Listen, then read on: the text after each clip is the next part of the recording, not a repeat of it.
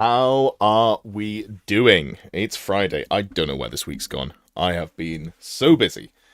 I find that a lot of the time with the coaching, I get a lot of people who try to fit the coaching in at the end of the month, whether or not it's just that it slipped their mind or they're busy during the month and then they've got time at the end of the month. But it does seem to be the last week of the month. It's pretty rammed. So I've done three, not full days, but it's been long and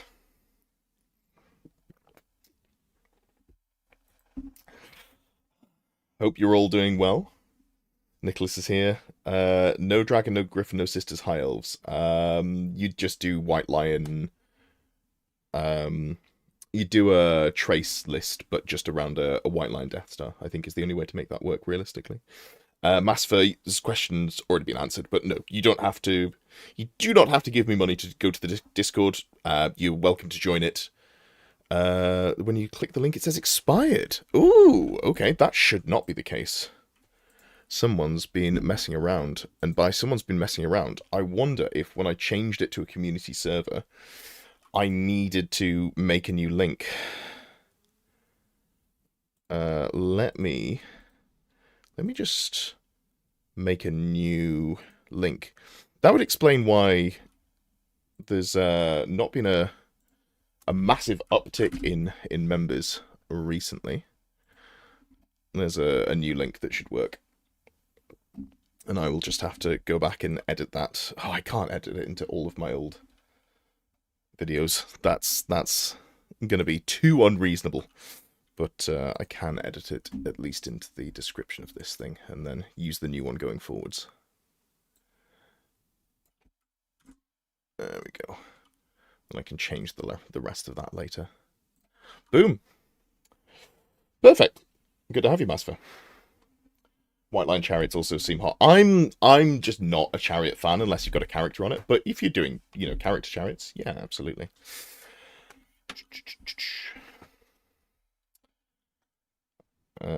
Good evening, Christian. Good evening, Nicholas, and everyone else involved. Hope you're all doing well. Hope you are. You killed the Discord. Stop stirring shit. You know I didn't kill the Discord.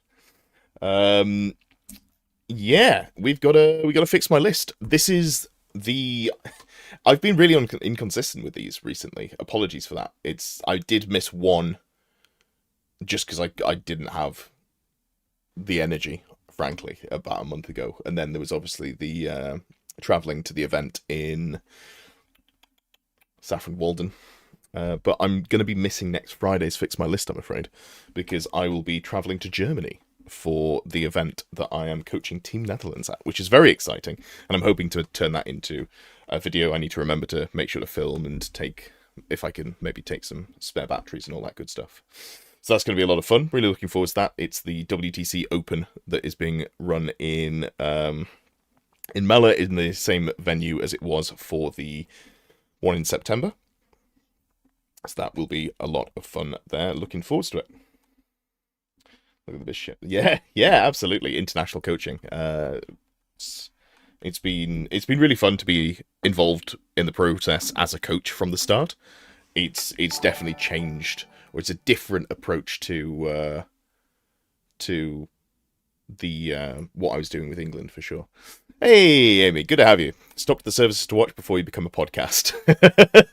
Stopped in to listen to the catch-up chat for 20 minutes. That is super reasonable. That's arguably the best time to watch. Some would say. Me, I would say. What's the day we're on? 28th of November.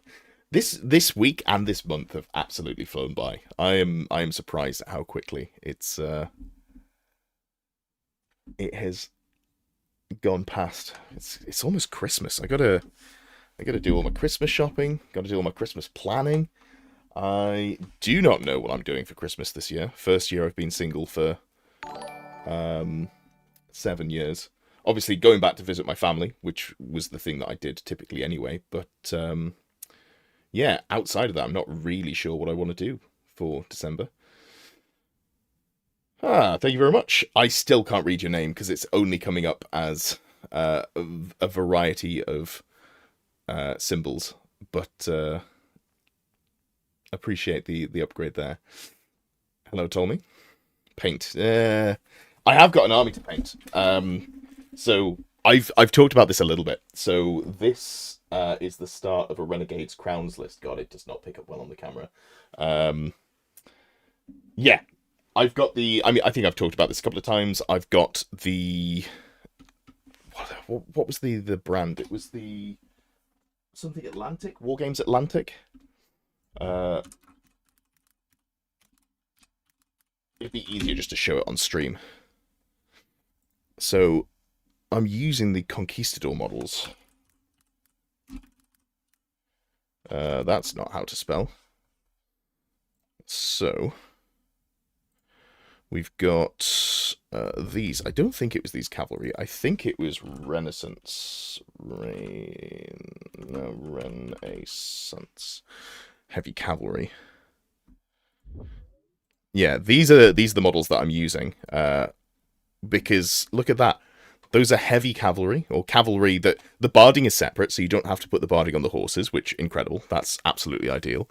And also they come with pistols and they come with shields. What more could you want from a unit of cavalry for Renegade Crowns?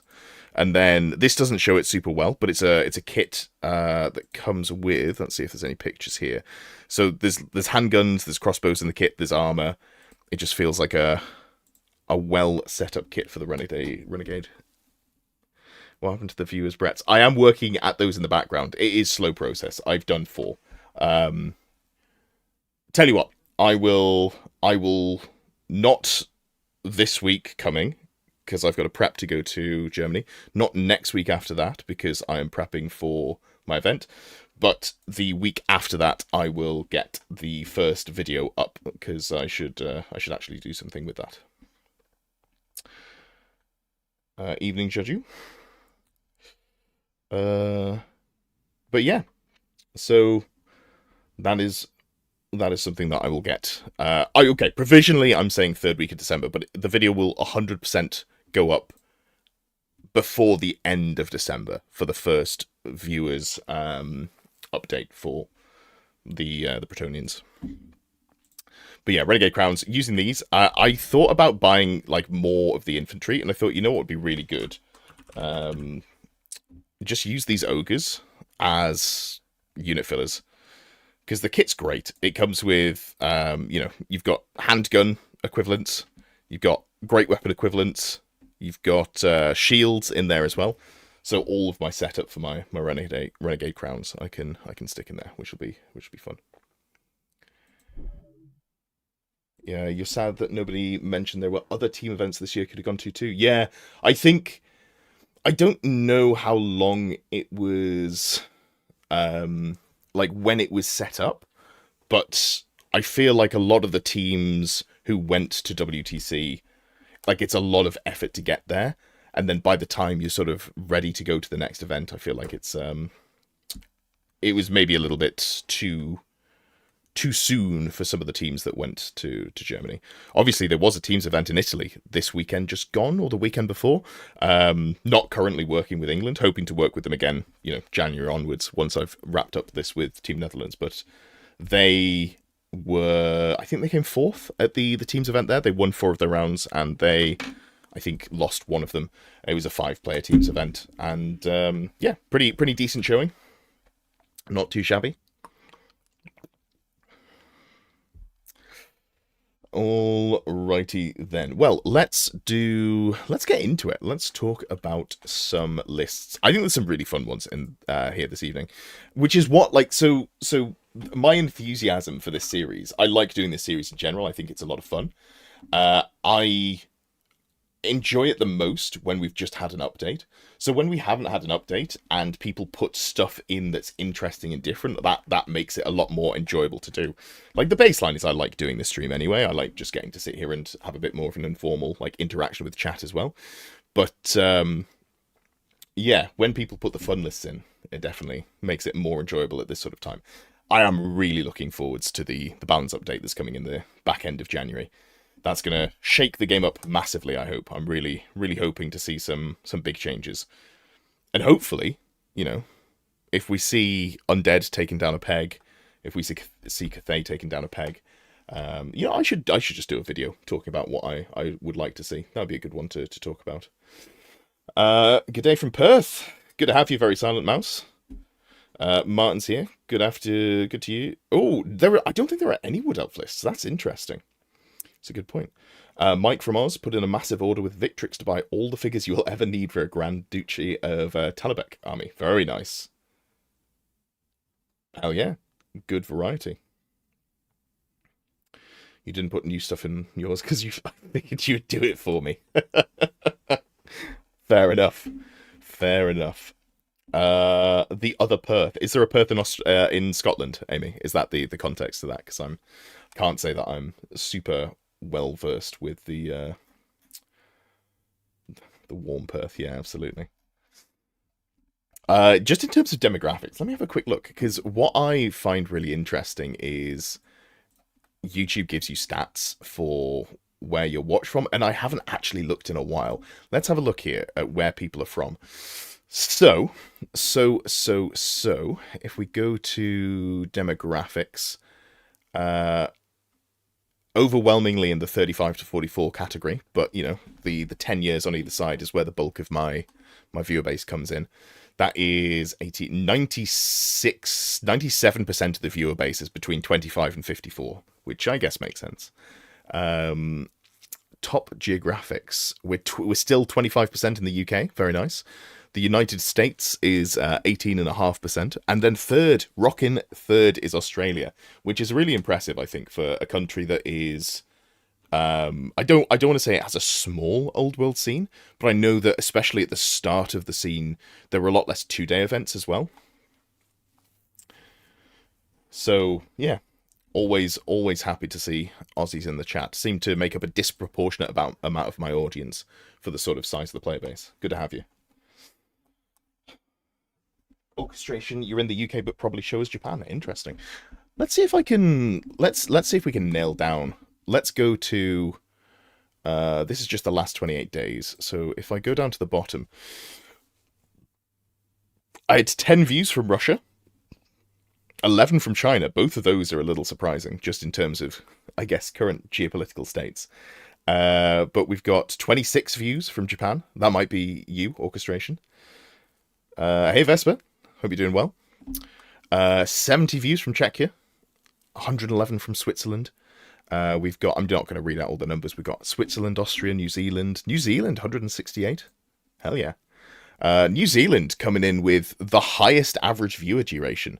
I'm assuming that means there's like 1 or 2 people, or, well, I guess 168 views over the last 28 days. Hey, all my New Zealand fans, I see you. You're out there watching more length of my videos than anyone else, and I appreciate you. Belgian, Ireland, Norway, Finland, Sweden. Sweden's coming in heavy on the Nordics. You're absolutely kicking ass. You're over double the next highest, which is Denmark.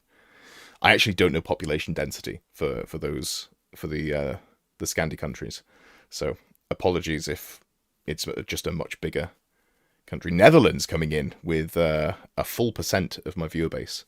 Hell yeah.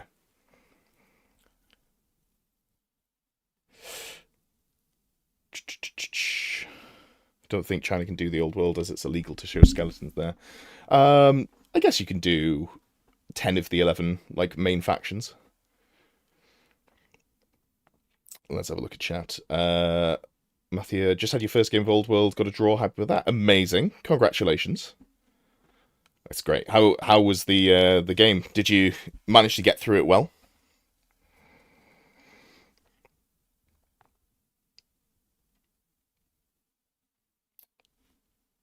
YouTube's still not allowing us to call ourselves whatever we want. So nice. Yeah, I don't know what they've done with their update. It's bizarre. Very Silent Mouse couldn't find my Warhammer Fantasy Battle Skaven army, so I just bought a new one. That's fair. They have some new cool models. I feel like just on the hobby side of things, that's not a bad choice. Not a bad choice at all. Hey, yes, no, thank you. If you are watching the stream and you haven't already given the stream a thumbs up, would appreciate you doing so. Helps me get picked up by the algorithm. I need like an echo so that whenever I say algorithm, I can just put a deep echo on it. I feel like that would add to the vibe. I've got a stream deck plugged in. Oops. Okay, it's plugged in, but the cable's not very long. It's looped around my my monitor stand, so I can't actually show it to the camera. But I need to get back to putting stuff on there. Is Canada part of the US for stats? Says Masva. No, I'm pretty sure Canada's got its own collection of stats. I've got a pretty big Canadian viewer base as well. And obviously I've talked to a good amount of Canadians. Let's have a quick look, given that you asked specifically. Canada is 4.2% of my viewer base, which is not bad. If we go, hold on, US population. So if the American population is 342 million, that's a lot of people. That is a lot of people. And the Canadian population is about 41 million. So about 8% of the 8 or 9% of the population there of America. And you're doing almost 22, 23% of the views of America. I mean, Canada's repping.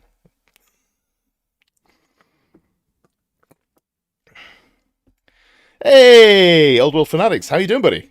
It has been a long time since we caught up. Feel free to, if you've got anything you want to talk about or work on, or go between. Love to chat to you again at some point. Hey, Tistic. Good to see you. Matthew, it's a really good gameplay, regular Moortime and Necromunda. Oh, amazing. I'm hopefully getting into a Moortime campaign. I committed to joining one that's been started in my local venue, the TSN Arena. Not a sponsor of this stream, but just someone who does sponsor the channel and is generally very cool. Go and check out his events at tsnarena.com/events. God, that was smooth. But yeah, there's going to be a Moortime campaign there, run by, I think, someone who works for Games Workshop. Living in Nottingham has its perks. It's not like an official thing, but it's just someone who works there wants to play Moortime, I believe. Anyway, they mentioned it a couple of weeks ago. I expressed interest, and then it's been radio silence since. So I should probably chase up on that to see what's happening. Hopefully they haven't started and just not said anything. But yeah. All right, Amy. Catch you around. See you later. Sweet. Yeah, absolutely. Whether you want to have a look at Old World rankings, or if you want to do that, or if you've got anything else you want to talk about. Obviously, Old World rankings is a website. I'm sure everyone knows it, but Old World rankings, the website that I use. Well, I guess I don't show it on stream all that much. I probably show it on like 1 in 5 streams or something like that. A great little website, way better than the 40k equivalent. If you're interested in faction stats, I'm not going to recrop the screen for this, but if you're interested in faction stats, how you're doing compared to other people in the country, your personal event results as well, just a great little website there. This is the global rankings. I wonder where I am on the global rankings. I don't think I've ever looked. Let's find out. No matches. That's not good. That means I'm not in the top 50. Been slacking. I haven't been to any events in a little while. I'm at 57. I wonder how the global rankings are checked. 5 first places, 3. I assume it has some sort of falling off over time, so recency is important.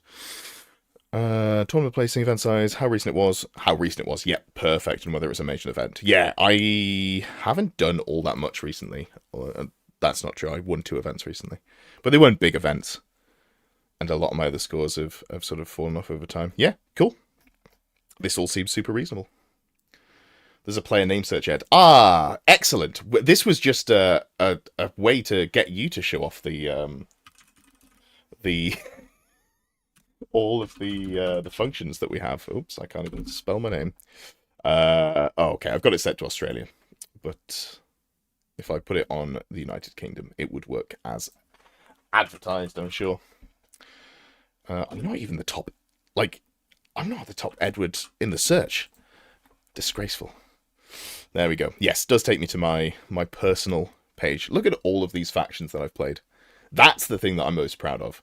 It doesn't really matter where I end up on the rankings too much, as long as I get to go to Masters and play in that at the end of the year. But this is the thing that I've been having a lot of fun with.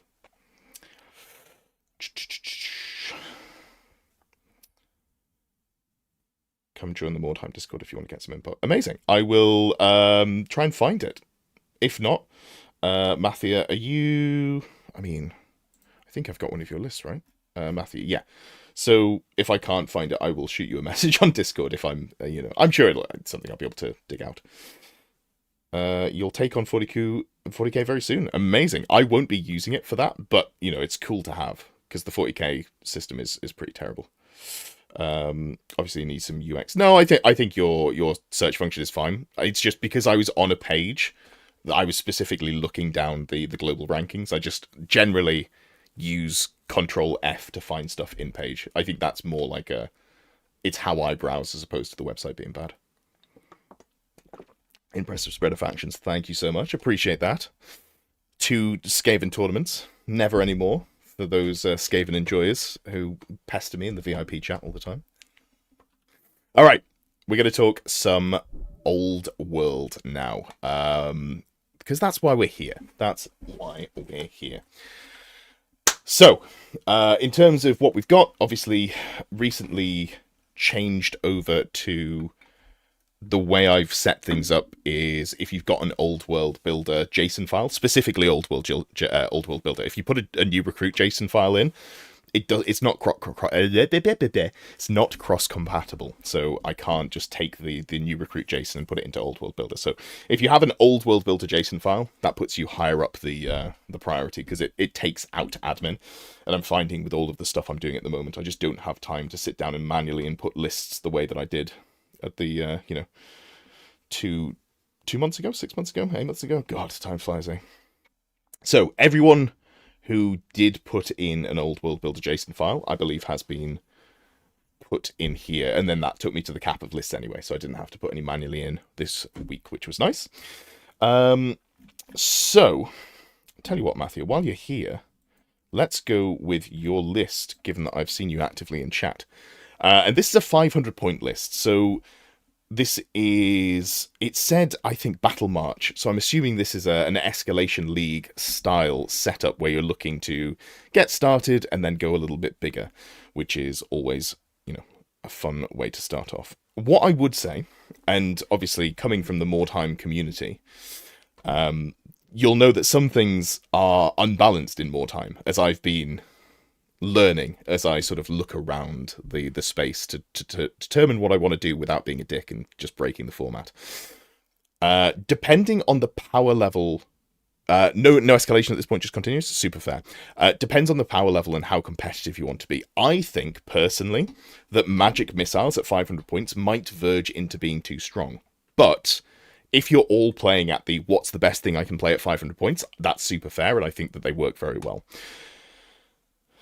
Perfectly imbalanced as all things should be. Yeah, it was definitely a rule set that was written for 2,000 points ish, and they haven't necessarily tried to balance it for 500 points, which is super reasonable. So this is very strong because you've got a level 1 wizard that's going to be casting at +2, and the only thing you're going for is obviously your blue fire, which you can roll. Why am I finding it so difficult to cast? I think it's cast on a 9, right? Yeah, so if you roll Fireball, a lot of the time, depending on the army that you're playing against, you'd probably take Fireball over the blue fire. But this is just an incredibly good magic missile. And it's going to do more damage than any other sort of, like, what have you spent?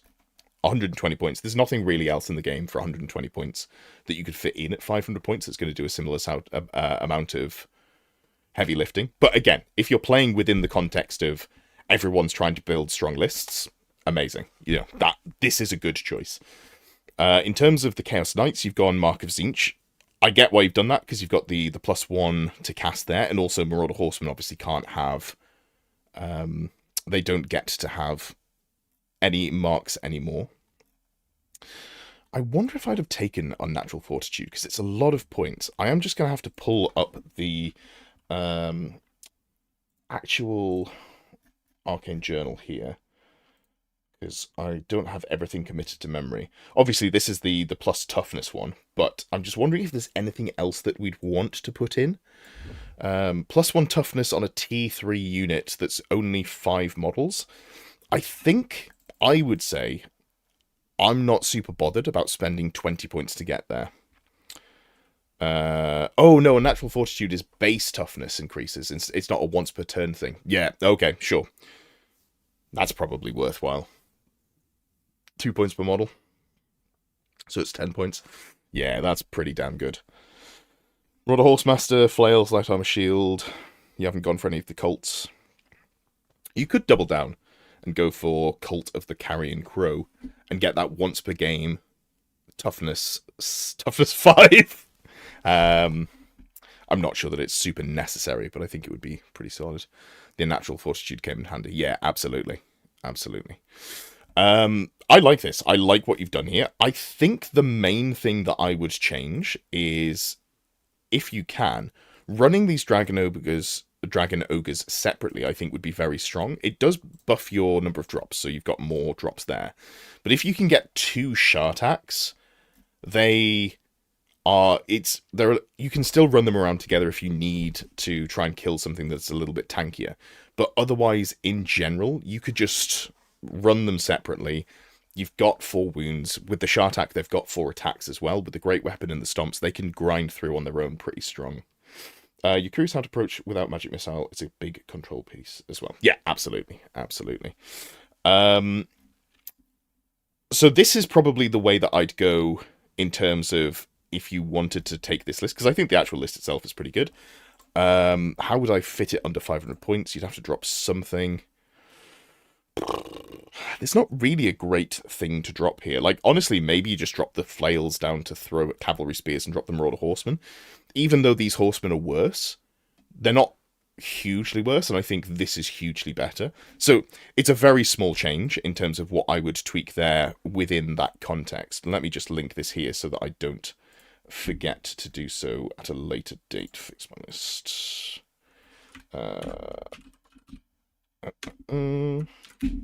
Like so. If you wanted to do it without a wizard, like without a magic missile, what are we saying? I think the Marauders are like just at... The Marauders and the Dragon Ogres are very good. I think I'd be tempted... I guess you can't run an Exalted Champion because it's 0 to 1 per 1,000 points. Assuming that you're not running with anything that gives you the ability to run 0 to 1 per 1,000 points. Chaos is definitely eating good. Yeah, 100%. They work very well together. Very well at this points level. But you could do some sort of relatively fighty character, because for 70 points you get Weapon Skill 5, 3 attacks, Strength and Toughness 4. Like, it's pretty on par with what you'd see for a hero level character across the board. And I would probably go down the line of... I'd normally say Great Weapon, but I guess maybe you go... There's no way to fit it on a chariot and not be under... So, like, Demonic Mount. Because a Demonic Mount obviously gets you the +1 toughness and... No, +1 wound, not +1 toughness. So that gets you to a 3rd wound. You've got a 360-degree line of sight.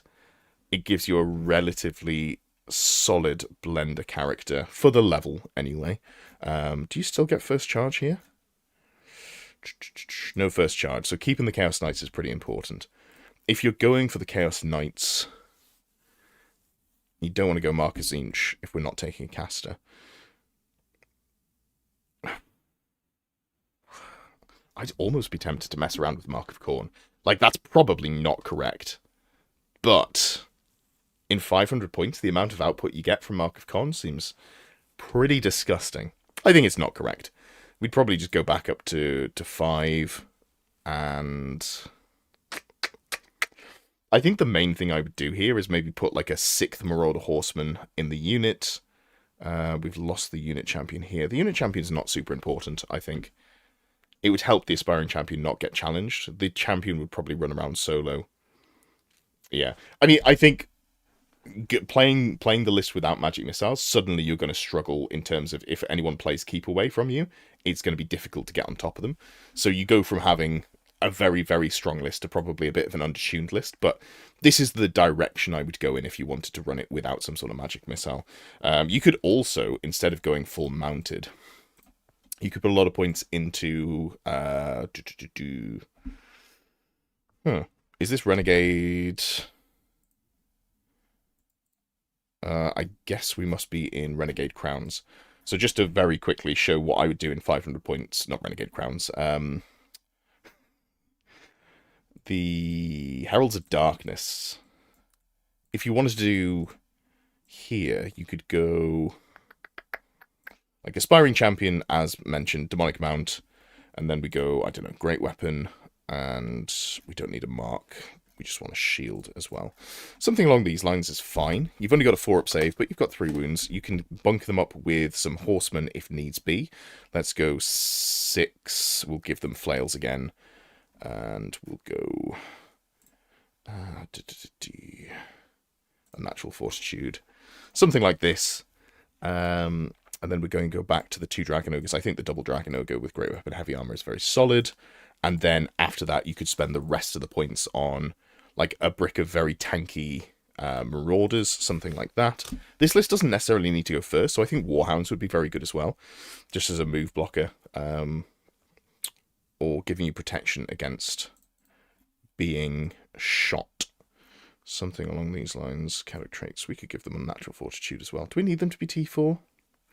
I mean, T4 is nice, but I think just going cheap here is probably the way to go. What if we went 20 models? Well, that's too many points. It's got to be 135. That's the main thing. So we drop the Musician. And you could go 17. Like something like this, and then you've still got 15 points. A couple of Favors of the Gods. Something along the lines of Favor of the Gods. 10 points more you can spend. Yeah. Anyway, something along these lines I think would be the way to go. You had a champion for +1 leadership and attack. Only got blue fire off once from a 5 cast. Annihilated the opponent's general though. Yeah, it's very strong. Thinking about doing a 500-point Snotling army for the memes and dreams. Yep, that would be one thing that you could do. I mean, at 500 points, kind of anything goes, right? I think 500 points is very much like you have a session 0 with the people that you're going to be playing with, and you say, hey, are we setting any ground rules? Are we saying maybe we don't put stuff like, you know, pardon me, maybe we don't put magic missiles in? If not, all holds barred. I don't know if the Snotling army stands up, but if there's no magic missiles, I think just as many Snotlings as you can throw a stick at is an interesting approach. I know the saying is shake a stick, but I do not want to be anywhere near those Snotlings, so I'm going to throw the stick at them. All right, let's have a look at Amy's list. So Amy is playing the most balanced Vampire Counts list in existence, which is full Strigoi, which is fun to build around. Strigoi, once again, I'm curious about the heroes and if any new magic items help. Could run a Banshee as BSB if useful, or a Strigoi on foot models will work. Could downgrade the Necromancer or run as a Cairnwraith. Non-characters are now fixed. Okay. So we've got bats, and direwolves. Sure, there's no Vanguard here. There's nothing else that's worth going for. A unit of 6 Fargeists, and then 2 individual Vargulfs as well. Okay, so we've just got maximum violence here, realistically. Characters, though, that's where we can add some spice, because we've got a decent chunk of points. Oh, I didn't even look at the list. I didn't realise you had Banshees in here. There I was, touting this as non-scream non-scream undead. Oh, I feel like I've bamboozled everyone. I can only apologise for my actions. Let me just fix this. Strigoi. Vampire Counts. Damn. Alright. In terms of the banshees, I feel like they're just going to die very quickly because bat swarms are infantry, right? Yeah, but as soon as you lose 2 models, they're going to stop screening, and they're only 2. Oh, they're 5 wounds. Okay, maybe they're okay. I demand a refund, Mike. I apologize for my actions, and all of the money that you've spent on the stream you can have back. Okay. So the theme of this list is just full violence, right? So with Vargheists, who I like Vargheists, I think they're interesting, and I think you can do other interesting things with them as well, which is you can put them, you can use the new skirmish rules in terms of charging. I say new, the 6-month-old skirmish rules, and you can frenzy block, even though they're a 360-degree line of sight frenzy unit with fly. You can still frenzy block by making sure that only 1 or 2 models is going to be able to see out from behind the unit. That gives you some ability to mess around. Okay, so this Necromancer on foot worries me. I think good to see Strigoi is a theme, not a beast. Yeah, I agree. It's fun. I'm worried about the Necromancer on foot. Because if the Necromancer dies, you lose a lot of your output. But I guess it's not Tomb King, so it's only the Ghoul King dying that's a problem. Okay, so if we're doing the Ghoul King, I feel like we have to invest in them item-wise. You've gone level 1 with Battle Magic for Hammerhand. That is great. But they do slap real hard. Are there any new magic items that we want to put on them to get them there? The Crackling Blade. Hold on. I don't think there's anything the Vampire Counts can take, which gives them increased AP on their attacks, is there? Let's just double check that one. I'm pretty sure every time I look at the list of like Vampire Count powers, I'm super underwhelmed, which is a real shame. But let's just double check and make sure I'm not missing something. So, if we go to the vampiric powers, we've got +1 wound for 50 points, which is... How many wounds do you get on a Terrorgeist? How many wounds do you get on a Terrorgeist? So the Terrorgeist gives you +5, and the Strigoi's got 3. Okay, so +1 wound won't get you to 10 combat res, which would have been maybe worth considering. Leadership test. I mean, that's kind of cute. Beguile. I wonder if there's a Beguile Terrorgeist build. I feel like that appeals to your... the way you enjoy playing. We should probably just make a good build, but, maybe there's something with Beguile. Because you're going to be in combat with them on a Terror Causer, so they're -1 to the leadership anyway, then they've got to take the leadership test. Is there anything else that lowers leadership here other than the Necromancy caster? I don't know. Screaming Banner doesn't work here. No, I don't think there's anything. And there's nothing that causes leadership debuffing in the core items, even the new ones. Yeah. Alright, cool. What do we got, though? So Strigoi is weapon skill 6 with 5 attacks base, but also... Frenzy? No Frenzy? Hatred. So we're rerolling our hits. So the value of each attack is pretty high. Normally you'd say like an Ogre Blade. I feel like you kind of have to go Talisman of Protection here.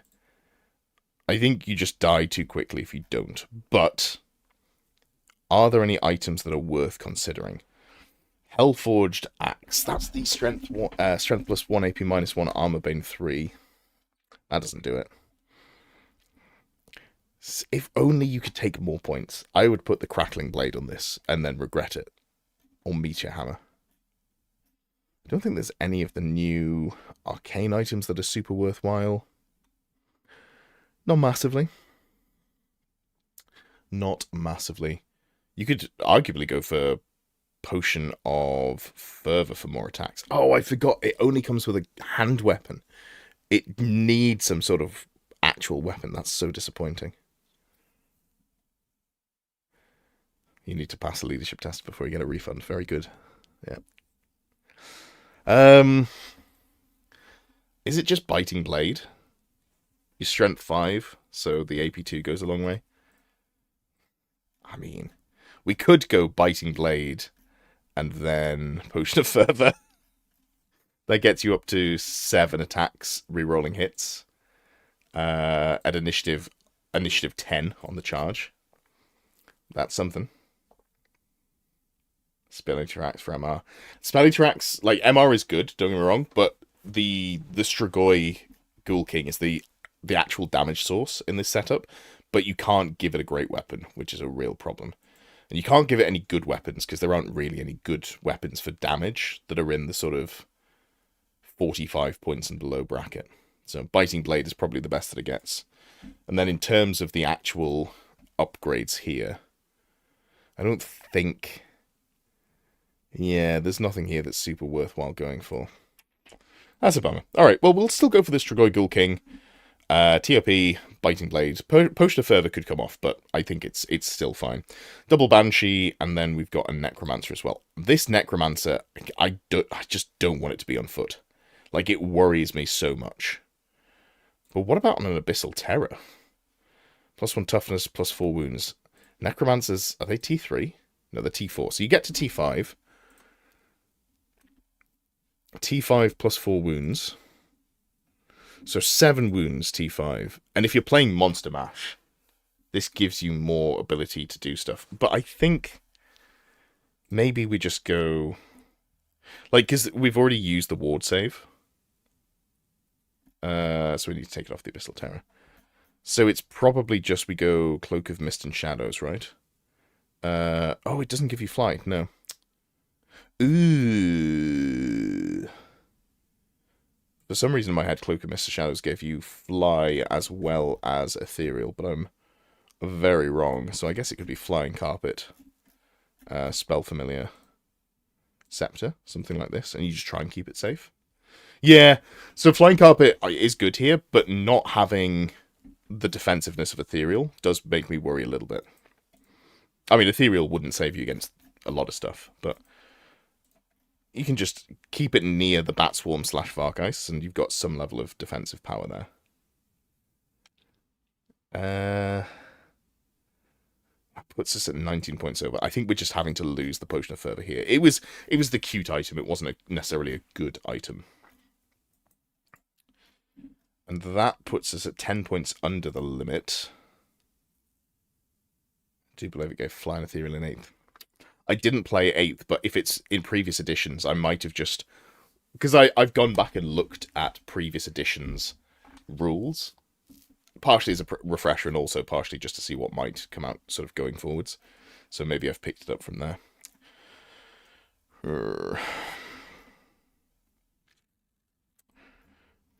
We're just 10 points under. There's not really anything for 10 points, is there? Lord of the Night to res D6 lost models is not awful. And then we just have to find 4 points somewhere. What would we find 4 points from? I mean, if everything flies, you don't really need reserve move. The Banshees don't fly, so they need the reserve move. So that sucks. Okay, so we do actually need the reserve move. God damn it.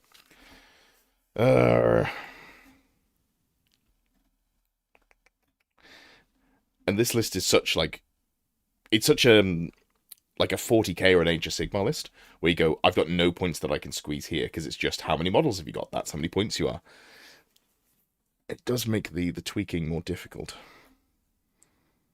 I could drop the Scepter, but I feel like flying around with the Scepter to top off the bats just kind of makes the whole thing work in terms of, they're annoying in terms of how many wounds they have, so why not just keep adding wounds to them? Don't want to drop level 1 from this, not at all. We don't want to drop the ward save, we don't want to drop the Biting Blade. I feel like D6 wounds on the bats is really nice, but it might just be that we don't have any way of putting it in, and we go like that. And then we just have 10 points to spend. Are there 10 points that are worth spending anywhere?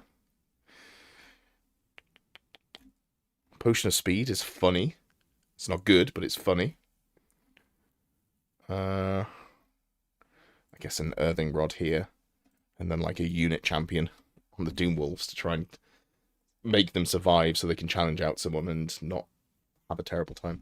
Yeah, maybe something like this. I feel like it might need slightly more tweaking, but I think this is in the direction that we want to go. let me just link that one here for you. Oops, I've just added extra letters to your name, Amy. Boom, there we go. Job's a good one. Job is a good one.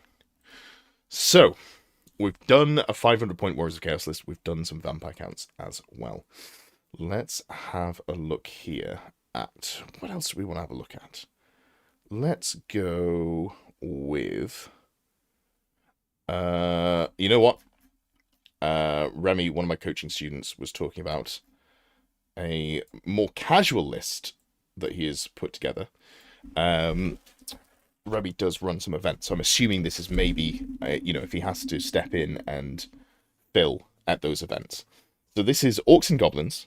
Fun list, but for more casual games. Can drop the Bone Grinder for more fun toys, but feel it should be Savage Orc-like. So we're just trying to maximize the theme on basically boars. Okay, this is very boars. So we got a war boss, war boss with frenzy. Okay, on a wyvern. Yep. Yep. Okay. Love it. What have you gone for weapon-wise? No weapon. We're giving this a great weapon at least.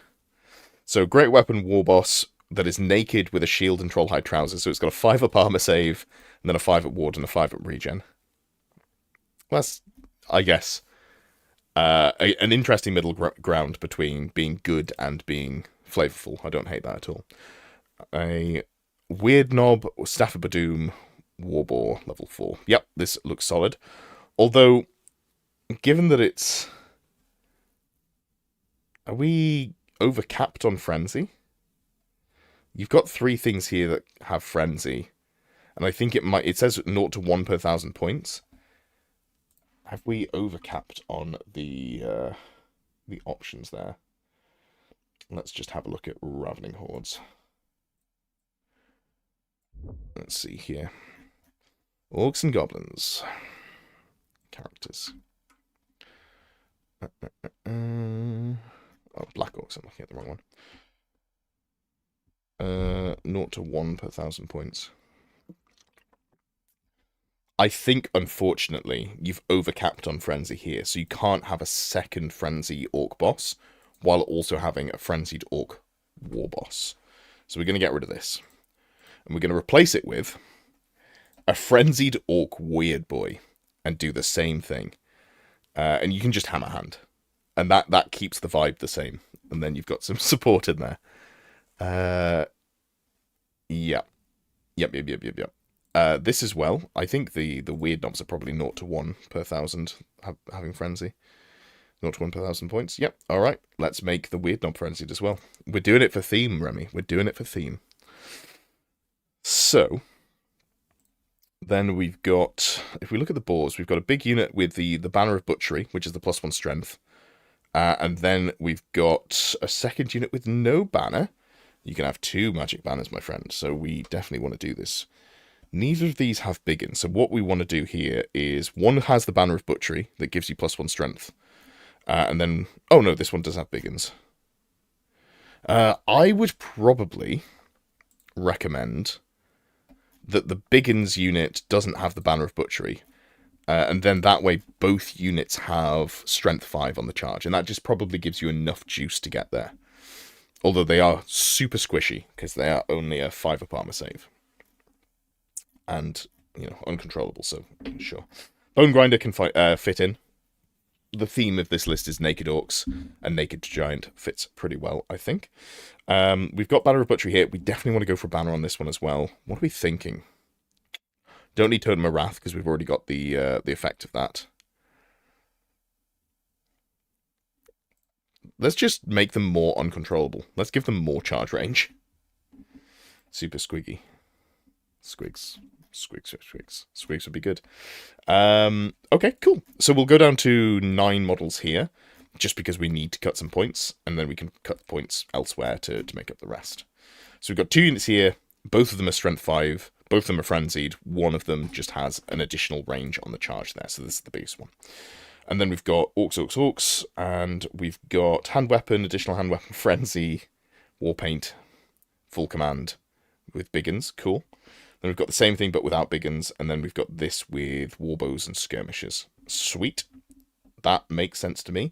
I would give this unit shields. Hold on a second. This unit isn't frenzied. Wait, is this going to be just a really sad moment where I realise that the core orc mobs are 0 to 1 per 1,000 points as frenzied as well? Those are black orcs. 0 to 1 per... Man. Come on, Games Workshop. Let the people run a full frenzied list. It's terrible. It's not a balancing lever that you need to pull. So we'll give them shields as well. So then you can rock up with your 4-up armor save and have one unit. Frenzy's 2 OP. I know, right? That's why they had to nerf it. I do not understand why they nerfed it. It was not good before. And we... Okay, so we're 38 points over, and we're 37 points over in core, so probably going to have to drop another something. Let's just have a quick look here. No, I think that war boss is good. I think the weird knobs are good, and then this with the great weapon. Let's just drop the shield. Who needs shields, you know? You know what I'm saying? You're a frenzied orc. You're going to be using that grey weapon anyway. Let's not pretend that we're good enough for shields, and then we can just drop a couple of models. Are these are 8 per, and these are 10 per. So we could drop 2 here and 2 here. Boom. 2,000 points on the nose. All right, there we go. There is the frenziest orcs that have ever orked in Old World. Boom. Perfect. What do you need a shield for if your opponent is dead? Very true. True. That's what I like to hear. That's what I like to hear indeed. Perfect. Okay. So we've had some fun ones. We've had some Strigoi vampire counts. We've had some Orcs and Goblins. We should probably do some sort of... something that's going to break my brain. Let's go with Jacob's list. Warriors of Chaos, focused on high durability. Knights and Warhounds are for flanking. Exalted Champion paired with regular Knights, and Aspiring Champion with Warriors. I'm assuming you've noticed, Jacob, but when you put multiple lists in, I'm always just going to take the top one. So whichever one you want me to look at, it's just going to be whichever one you post in the chat first. So we have got Knights and Warhounds for flanking, Champion with the regular Knights, Aspiring Champion with Warriors. So we've got the Aspiring Champion, which is a Nurgle, Heavy Armor Shield, Taskmaster Scourge, Favor of the Gods, Diabolic Splendor. Splendor is minus to be hit from shooting, right? Yeah, this is nice. 150 odd points, and it gets you closer to the enemy, and it also gets you exactly where you need to be. Cool. So then we've got this unit of warriors. We've got the Brazen Collar, Blasted Standard. Blasted Standard for rerolling the armor saves against shooting phase attacks. Yeah, that's better against magic missiles. But then you've got the magic resist here. So what I'm thinking is, have you used the -1 to hit banner already? You've got Icon of Darkness. Yeah, I think we just we replace the Blasted Standard here with the Banner of Swirling Winds, and then you're -2 to be shot against ballistic skill shooting here. This is worse against specifically like templates and cannons, but those things typically have good AP anyway. It's worse against magic missiles, but your Brazen Collar is the magic resist anyway. So yeah, I think Banner of Swirling Winds plus Diabolic Splendor for -2 to be shot is very effective there. Then we've got Mark of Nurgle, super tanky, and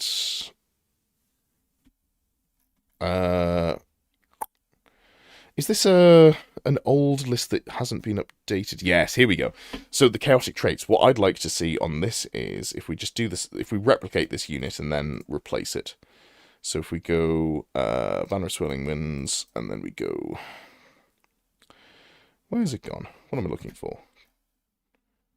Brazen Collar. Perfect. Same points, same points. 16. 156. 3, 2, 4. So we'll get rid of the old version, because we're also going to give them Longstriders, which is the... pretty sure I've got the right one. Nope. Longstriders is wrong. I'm a fool. I'm a fool! Battle Hunger. Which gives you, for 20 points per unit, plus 2 inch to your declarable charge range, and plus D3 to the modifier. So when you stack that with the Taskmaster's Scourge, it's going to do a lot of work there. Battle Hunger, I think it was. Was it Battle Hunger? Am I talking rubbish? 20 points. Okay, the points are incorrect here. This should be 20 points, so we'll just go 10 points under, because it's not correctly pointed in the app. And then the Aspiring Champion will also need a Battle Hunger as well, so I'm just going to have to remake them. So, what did you give them? Hand Weapon, Heavy Armor, Shield, Mark and Nurgle. Longstrider, nope. Battle Hunger, there we go. Magic items, Taskmaster Scourge, and a single Favour of the Gods. And that should be the same points. No, what am I missing? Diabolic Splendor. Diabolic Splendor. Sweet, 10 points more, but that's correct. Amazing. So I like what we're doing here with the Chaos Warriors. This feels good. Then we've got the... You've got the Norse added new stuff? Yeah, and the new stuff's pretty damn sweet. Then we've got the Chaos Knights, which you said... Exalted Champion paired with the regular Knights. And these are Nurgle with a Spell Thieving Sword. I would not bother with the Spell Thieving Sword. So this, in theory, is cute, because you're like, if I wound a wizard, I will, make them lose a spell. That's all well and good, but what if you just killed them by, instead of getting rid of your lance, you just hit them with a lance? That's going to be a lot more effective for you. And we're going to replace the sword there with the Brazen Collar. You've already got magical attacks baked in, so this is just going to be better. And also, you're putting a BSB in there, so let's make sure we've got the magic standard, just a regular standard, because that's going to give you more combat res, and we're doubling down on doing the thing that we want to do and making sure we do it well. Then we've got the Warhounds. Vanguard's great. Poison Attack and Armored Hider, not necessary. We don't need those. Then we've got a single Gigantic Spawn of Chaos. Great stuff. Good unit there. These two Nurgle Chosen Knights. You definitely want to give them Lances, and you definitely want to give them full plate there. I would give them Drilled as well. I would also say, if we're taking them, let's make sure that we're doing it properly. We'll take the Champion, we'll give them Magic Resist 2, and we will give them, instead of the Rampaging Banner, like, rerolling charges is really good, but I think Totem of Wrath just supercharges them to a ridiculous level. Rerolling 1s to wound when you're Strength 6 AP2 becoming AP3 just means that basically every time you hit them, you're going to do a wound that gets through their armor. As long as you're picking your fights correctly. I think this is a unit that hits really hard. Now, we do need to free up some points here, and I think the Chaos Chariot probably disappears to make up those points, because this unit here is so good, and I think we go up to a 6th model. That's probably the secret sauce that we go for there. And then we're 10 points over, and we need to be 10 points under. What else have we got? We've got a Demon Prince General, Heavy Armor, Fly, Mark and Nurgle, level 4, Demonology, Favour of the God Spell Familiar, and Demon Sword. Okay, the Demon Sword is cute.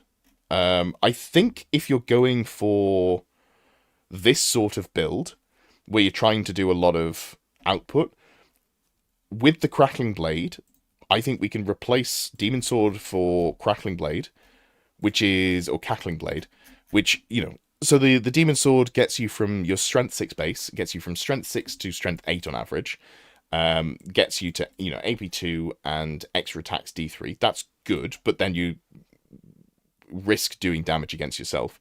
Whereas if we just go for the Crackling Blade, you're going to be, it's plus no strength. Yeah, plus 1 strength. So your strength 7 is strength 8. Your AP1 instead of AP2. Extra attacks D6 with less likelihood of doing damage to yourself. And it loses a single wound. So you're a Demon Prince. You've got a regen save built in. So you've got a 1 in 3 chance of stopping, making that come back anyway. And because you're Demonology, you're looking to cast Demonic Vessel. Getting up to strength 8, AP -2, and then an additional attack. And I think I probably wouldn't even bother with the extra arm. I think that is overkill. at that point. I think you can do without that and not worry too much. Do we have... Oh... Like, Spell Familiar is so good here that I think it's just objectively correct to put the Spell Familiar on him. It's a bit of a shame, because I'd love to put Armor of Meteoric Iron on and just have a 5-up save, a 4-up ward, and a 5-up regen, none of which can be reduced. But this is... I mean, I think this is a pretty tasty Blender Lord, for sure. Then we've got an Exalted Champion, BSB, Icon of Darkness with Halberd on a Chaos Steed. Okay. And then you've got Enchanting Aura, Favour of the Gods. I think this is not a bad setup. What I would change is Let's Go Great Weapon. So if you're making them strikes last, you're always going to get your attacks off, assuming you're both locked in like a stalemate combat. And your attack value is going to be a lot higher with the Exalted Champion. But also, because you've got Enchanted Aura, as long as you charge them, you're always going to attack first, and you also get to countercharge because you're on a horse. So I think it's just better to go with the Great Weapon over the Halberd. Icon of Darkness is great. And then we just need to fill 29 points, because we need to be 10 points under to make sure these warriors have the correct pointing. No gift on a prince. I don't know that there's any gifts that are super worthwhile. Like, the gifts are fine, but they're not...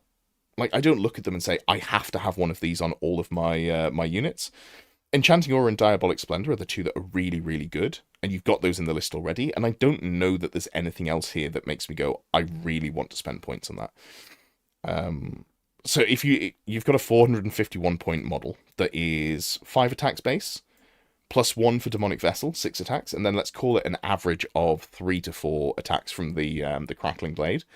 So that puts you at what, 6? Call it 10 attacks. We're rounding up slightly, but 10 attacks for 40 points. You go from 10 attacks to 11 attacks, and that's probably not super worthwhile when you could just not spend those extra points and do extra damage. Like, at a point per point basis, if all of this 450 points was representing was output, it would be actually under budget in terms of it's less than 10% of your points to get +1 attack. But a lot of the points of the Demon Prince come in for, you know, the ability to cast spells, the 4-up ward save, the 5-up regen, everything else that you've got in there as well. 29 points. What do we want to do for the last few points there?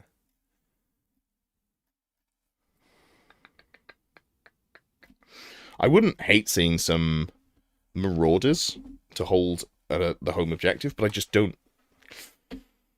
We'd have to rejig the list so much to get there that I don't think it's super feasible. Oh, this was... it doesn't have points for magic resist either. So this is going to be the only thing in your list that's meaningful that doesn't have magic resist. I guess there's nothing we can really do. Pop in another night. Yeah, I think that's not a bad shout. We'll be 2 points over, and then we can just find 2 points somewhere. I don't really want to drop a musician here. I actually want to add a musician to this unit because they're not drilled, which makes me go, is there a cheap banner that's super worth going for? So we've got 23 points here. You've used Icon of Darkness already, which is very good.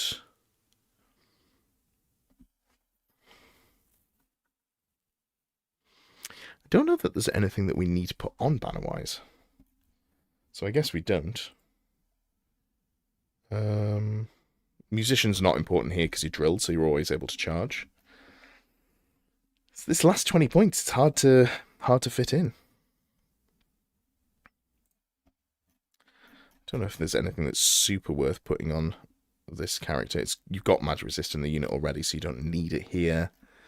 You don't need any of these items. I mean, honestly, Becalming Orb is not bad. Like, you don't have to spend points on Becalming Orb, but this character's going to be in the middle of things. So, given that you've got magic resist 2 everywhere, having a once per game 20 points to basically have drain magic in a 15-inch bubble, that kind of feels pretty okay. Yeah, maybe that's worth playing around with. And remember, this is actually 1997. The Chaos Warriors here, their chaotic trait, it shouldn't cost 10 points, it should cost 20 points. But yeah, let's go with that. I think this is a fun variation of what you've gone with there, Jacob. Boom. Perfecto. Sweet. Two Warriors of Chaos lists done already. I think there's another two Warriors of Chaos. One, two. Yeah, there's already another couple in there. Amazing. Amazing. Well, let's have a look at, tell you what, we're going to go Bretonnia. You're welcome. You are welcome. That was a fun one to do. That was an interesting list design that was fun to play around with. So Orchestration 1983 says, literally all of the Bretonnia models I have and how they're modeled, just for casual play, 2,000 to 2,500 points, Grand Army or Errantry Crusade, other than 3 more Pegasuses, any more fun units I could add. Okay, so from the bottom, 3 pegs is a little bit light in terms of what you'd expect them, you'd expect to see with Bretonnians, but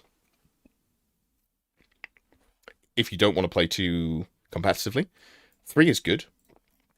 I would definitely look at getting a standard bearer in there, even if you have to do a little bit of chopping and changing, because the standards that you can put on Pegasus Knights are incredible. You can take or leave the musician, because you fly, you don't have to test a march, so that like half of the value of the musician's already gone, so that's normally where I skimp on musicians.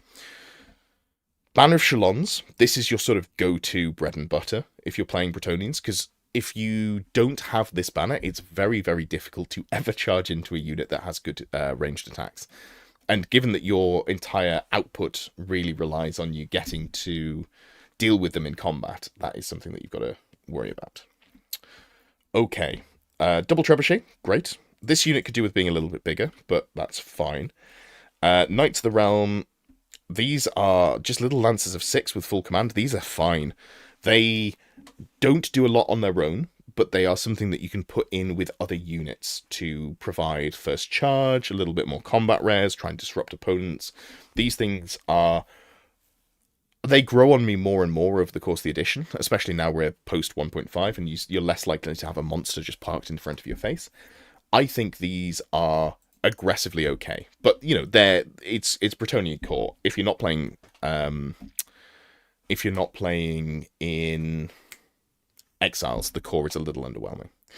Lady Elise, Green Knight, Duke, and Paladin. Amazing. So the BSB, I normally go with the Barded Pegasus, but I understand you've got the Royal Pegasus. There's nothing wrong with having it on the Royal Pegasus. It's just normally if you're playing, this is where you'll shave some points because it's 40 points to upgrade there for something that doesn't necessarily need it. But given that you've got 2 characters, let's tweak this to 2,000 points and go from there. And we'll do a 2,000 point version and then maybe talk about what you could add as additional. So this is where you can add some juice, I think. So the Paladin, let's go with Errantry Brown is really good, but you can only take it, in my opinion, if you're playing Exiles or Errantry Crusade, because Impetuous really sucks with 360-degree line of sight and fly and skirmish if you don't also have Veteran to reroll the test. So you probably don't want that. But Totem of Wrath is pretty good. Totem of Wrath's pretty good. This is going to add a lot of output to the unit. Now, you haven't given them a lance. I assume that means they've got a shield, a hand weapon or something, but, that's fine in terms of what you want to load them out with. I would say you could go for a relatively cheap, fighty character. Give them Virtue of the Joust here, and just give them, reroll wound rolls with a lance, Totem of Wrath. I guess that kind of double stacks with that, actually. Maybe you don't want to do that, because Totem of Wrath gives you +1 AP on all your attacks on the charge, and also reroll 1s to wound. Ideal is good, but you can't join a friendly unit, so it probably isn't there. Knightly Temper is frankly too expensive. But you know what? Actually, screw it. What if you just went Knightly Temper? Oh, actually, I'm looking at this and we've run out of points very quickly. Okay, so we're not doing that. Okay, sure. We'll just go Royal Pegasus, Shield, Lance, and carry the Totem of Wrath. That feels like a solid place to be. In fact, what we're going to do is, because we're already over-capped on character points, we're just going to swap over the banners. We're going to put Shalons on the Paladin and the Totem of Wrath on the Pegasus Knights.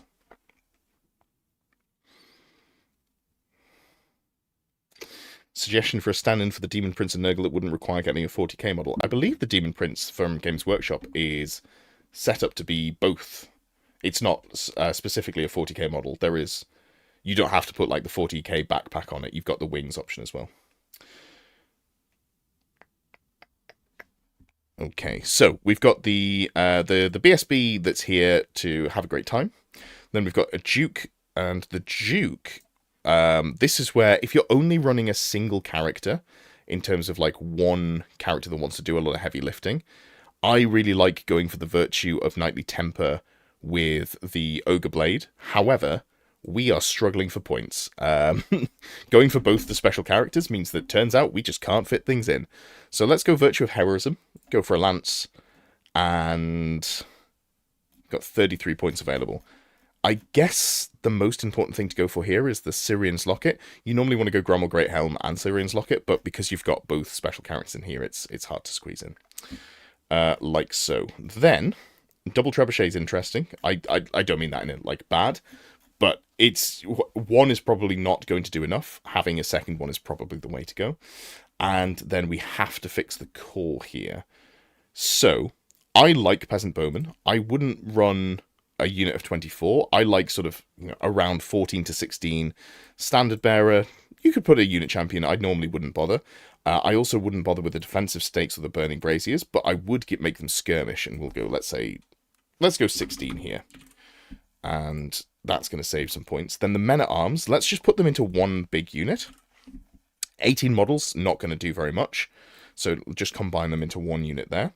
And then we are overcapped on points. So we have to lose something. I don't really want to lose a Knight of the Realm unit, because then it becomes very, very difficult to tweak. You can drop units if needed, like the Paladin is. If the Paladin is too much, you can drop him. I like the Paladin. Maybe it's Lady Elise that comes out. And then we could do something cute with the loadout. So if we're talking characters, we could go Syrian's Locket and Grommel Great Helm, which is just a really, really solid tanky Duke that doesn't have to be in the unit to be effective. It's got a 2-up save with rerolling 1s for the armor save, and it's T5 with 5 wounds. So you can sit this bugger out of a unit and not worry. You can also go for a healing potion, and this just means that you can throw it into the front of a monster and be pretty confident that you're going to come out on top, even if it takes you 3 or 4 rounds of combat to do so. If we're doing that, we can get cute, and we can make the Paladin a little bit spicy. And let's give them the virtue of Knightly Temper. So they're getting an additional D3 attacks and hatred all enemies. So suddenly, and do we want to change the banner over as well? No, the banners make sense here. So this character on the charge, it's got 3 attacks base, so it goes up to 5 on average from the extra D3 attacks. Going to be hitting on 3s into most units, so 3s rerolling. You're going to be hitting with probably 4 of the 5 attacks. But then your strength 6... AP 3 because of the Totem of Wrath here giving extra AP and reroll 1s. And you're just going to be wounding on 2s, rerolling 1s, AP 3. So this is not as good as a Baron, but if you've got a Paladin BSB on a Royal Pegasus, I think this is a pretty solid way to go as well. Something like this. And then we've got here, and what I would maybe do as well is just go like a level 1 Damsel. Pardon me. I would like to have more magic defense in the list, but, a level 1 Damsel on foot or on a warhorse. Maybe on a Bretonnian warhorse to join one of the Knights of the Realm, something along those lines.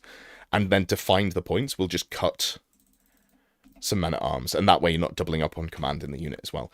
So something like this, I think, for a casual Bretonnian list is pretty reasonable. You've got one, like, meta Duke that does a good job, but it only really threatens monsters. It's good, or like it's decent into infantry, and it's very tanky, but it's not like people aren't going to look at it and go, oh, this is too much. The Paladin is an interesting blend of like the normal Paladin BSB and the Baron, so it does more than people are going to expect, but it's also not like the standard Ogre Blade, here's the extra attacks. Green Knight's just the Green Knight, it's very good. Damsel is solid to have in general, and then the core is fine. 3 Pegasus Knights is not too many, and then double Trebuchet. Yeah, I think this is an interesting, more casual take on a Bretonnian list, which people shouldn't be too upset about playing against. Obviously, Bretonnian's not actually as scary as they used to be, but I think they're probably quite good in in a more casual setting where people are maybe bringing less tuned lists. Probably drop the triptych for the monk. You could do, but the worse the opponent, and I don't mean that in like a shitty way, but just if you're not playing against people who are sort of like typically competitive, who are thinking through all their decisions to a higher level. Like, a lot of the time when you play against people who are less experienced, they'll make a charge and then they'll go like, oh, I'm going to make my attacks. Even, like, good players will forget to dedicate attacks into unit champions. So it's pretty likely that the triptych survives, which means that you're going to get the stubborn. Is Old World Builder bugged, or are Empire Wizards supposed to be allowed Wizard Staff and Tome of Midnight or Wand of Jet? I don't play Empire, as you can tell. Wizard Staff, Tome of Midnight. Wizard Staff is extremely common, right? Let's just have a quick look. I'm pretty sure they can. I'm pretty sure Wizard Staff and also the other one, the Wizard's Familiar, are both extremely common. What do we got? Wizard's Familiar and Wizard Staff. Yeah, both of these are extremely common. So you can get the +1 to your casting roll on Assailment and Magic Missiles, and you can also get +1 to your Dispel rolls. What's nice about this is if you're Renegade Crowns or Empire, you can go Wizard's Familiar for the +1 to Dispel, and you can also go for the Scroll of Disruption, and then you're dispelling at +3, and you're also re-rolling 1 Dispel per turn. You can proceed with your Magic Missile shenanigans. You absolutely can. Hey, good to have you back, Amy. Made it. Harrowing last bit of the drive to Stirling for the Scots Open. Aquaplaning all over the place. Oh, I'm glad you made it in one piece. It was horrendous here earlier. I was in the middle of a coaching session and I had to pause, turn my student up because the rain against my window was so loud I stopped being able to hear them. And it was a very like flash storm sort of jobby.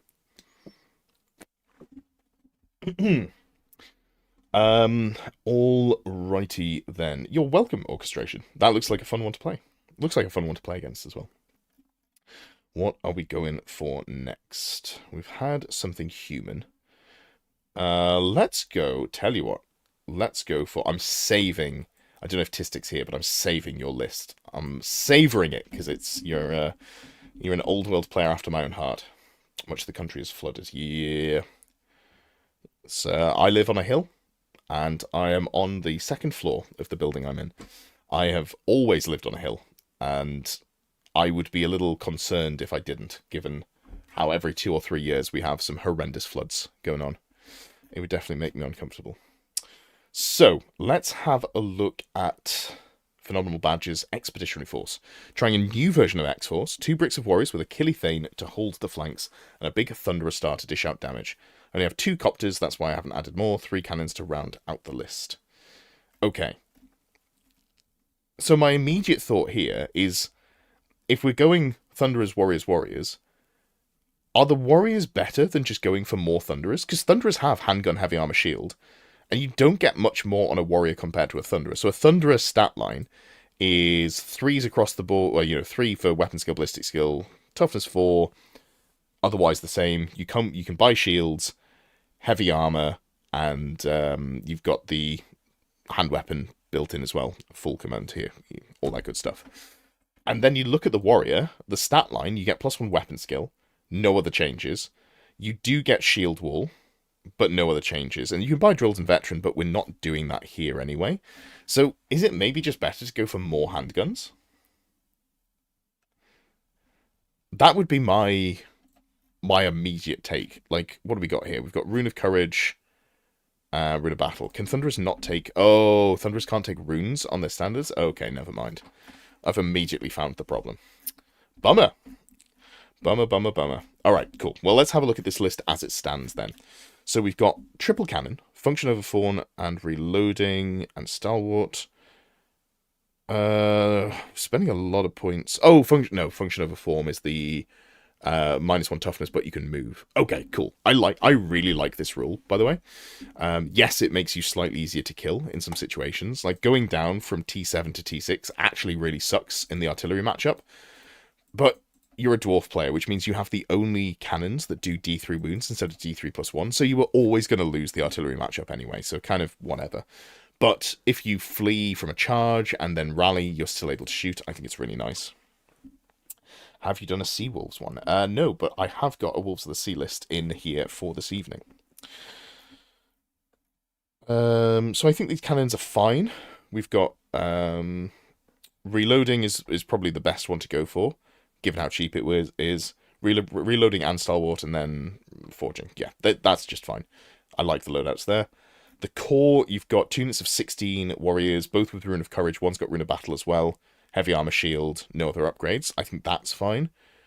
I'm not paying a point per model for veteran, probably. No, that's probably okay. They've got good leadership and they can be near the banner a lot of the time.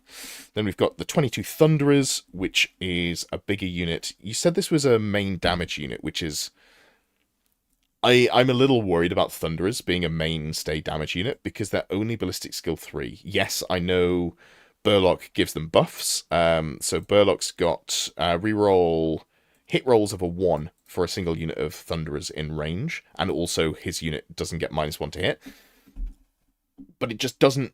I don't know that they do enough damage to be a mainstay of the damage output for you. I'd almost be tempted to go with a big brick of Rangers.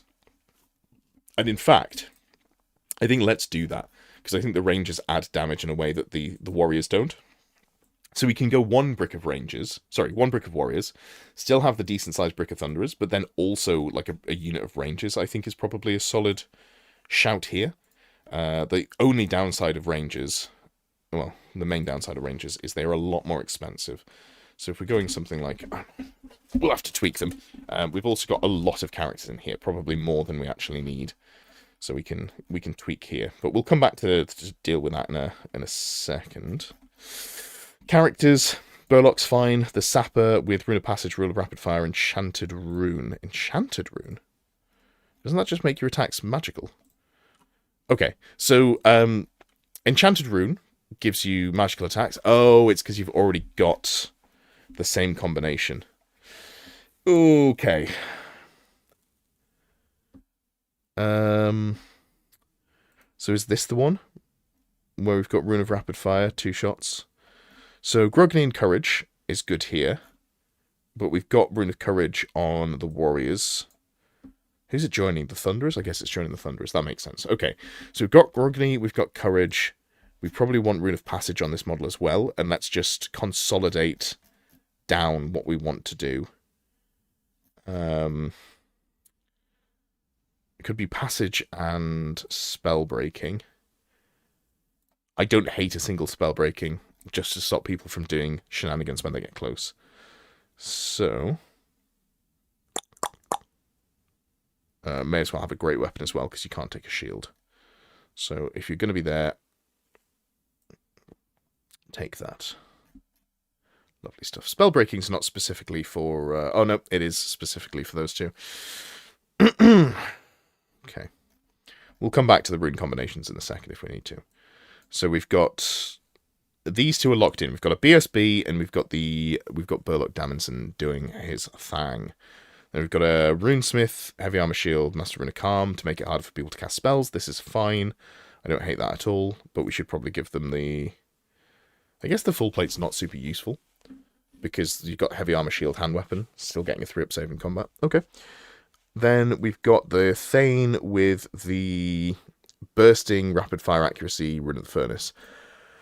I generally don't bother with Rune of the Furnace now, because Pillar of Fire's dead, but it's not awful for 5 points. I don't see a real issue with taking it. So this character makes sense as well. Like, these 4 at the top are great.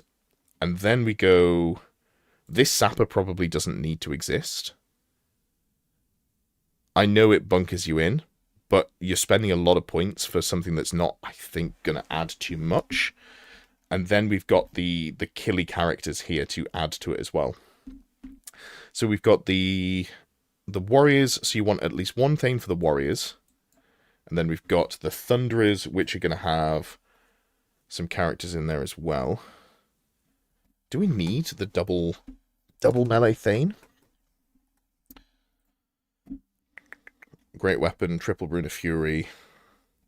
I'd be tempted to go something like drop this model, put this on Shield Bearers, and just get more out of this single model than you would out of the 2 of them together. Because you've still got the same output, although the shield bearers are giving you some like decent hand weapon attacks. You lose another like chunk of great weapon attacks, but this is so much more tanky because your T5 with your 5 wounds from the shield bearers. Like I feel like this just consolidates your strength down more. And then we look at what do we do for the rest of the models. Like, is there anything else that we need to fit in? Honestly, I think maybe just going bigger on rangers. 22 is too many. Don't really need a musician. Like, something like this, I think, does what you're trying to do better. Because I think I like that little cheap unit of warriors with the character. I like what it does, but I just don't think you need a second one of them. So you may as well split the difference a little bit. Yeah. All right. Let's go phenomenal. Okay. Surprised you made the stream. Normally miss it due to time zone. We were talking a lot about Australians already, actually. We've had a couple of people from Perth in the chat. We were talking about how Australia is overly represented in the viewer base. You know what? I actually don't know if you are Australian. I think I might have just assumed. I'm pretty confident you're Australian, and if I'm wrong, let's see. If I'm wrong, I'm rude, I think.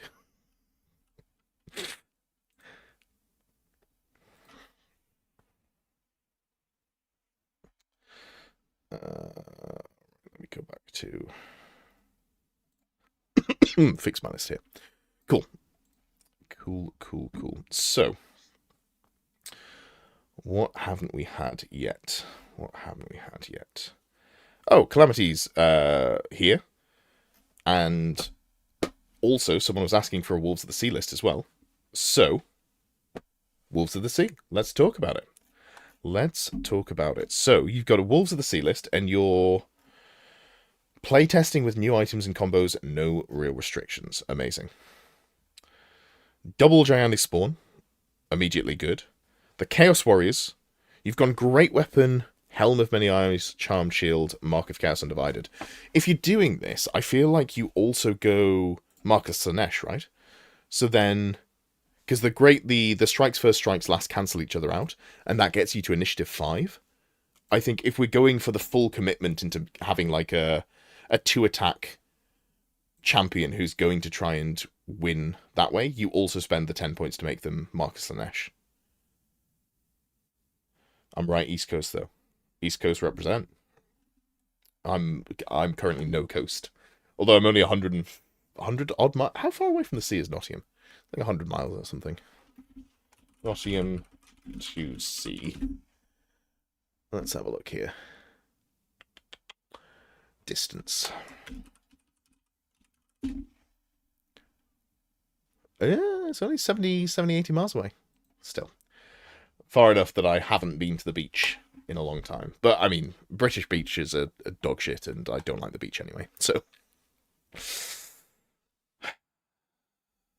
yes, here we go. I was wondering when we'd see this. T5 Berserkers. I like that. I do like that. I don't think it's representing it correctly, though. Maybe it is. No, it is. It's here it says it's wrong. Up here it says it's right.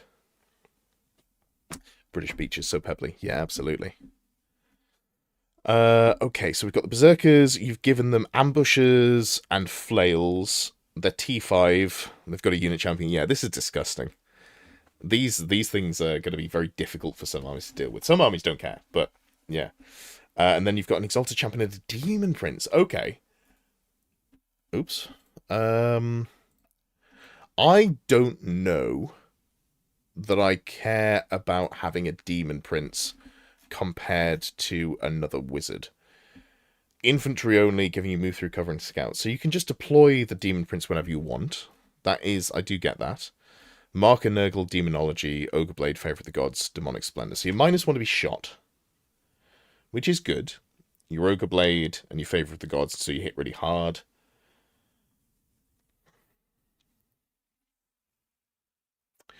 This is a sneaky list. I feel like if you're running a dragon, for me, if you're running a dragon, you want to run two. Because I don't think you can run the Exalted Champion and the Demon Prince around together and get the same value out of running two dragons around together. So I worry if you go into a chat like a big brick of infantry, especially if you're putting the Berserkers in reserve. Does that cause you issues? Also, not being able to charge turn one after you scout is a little bit sad. Hmm.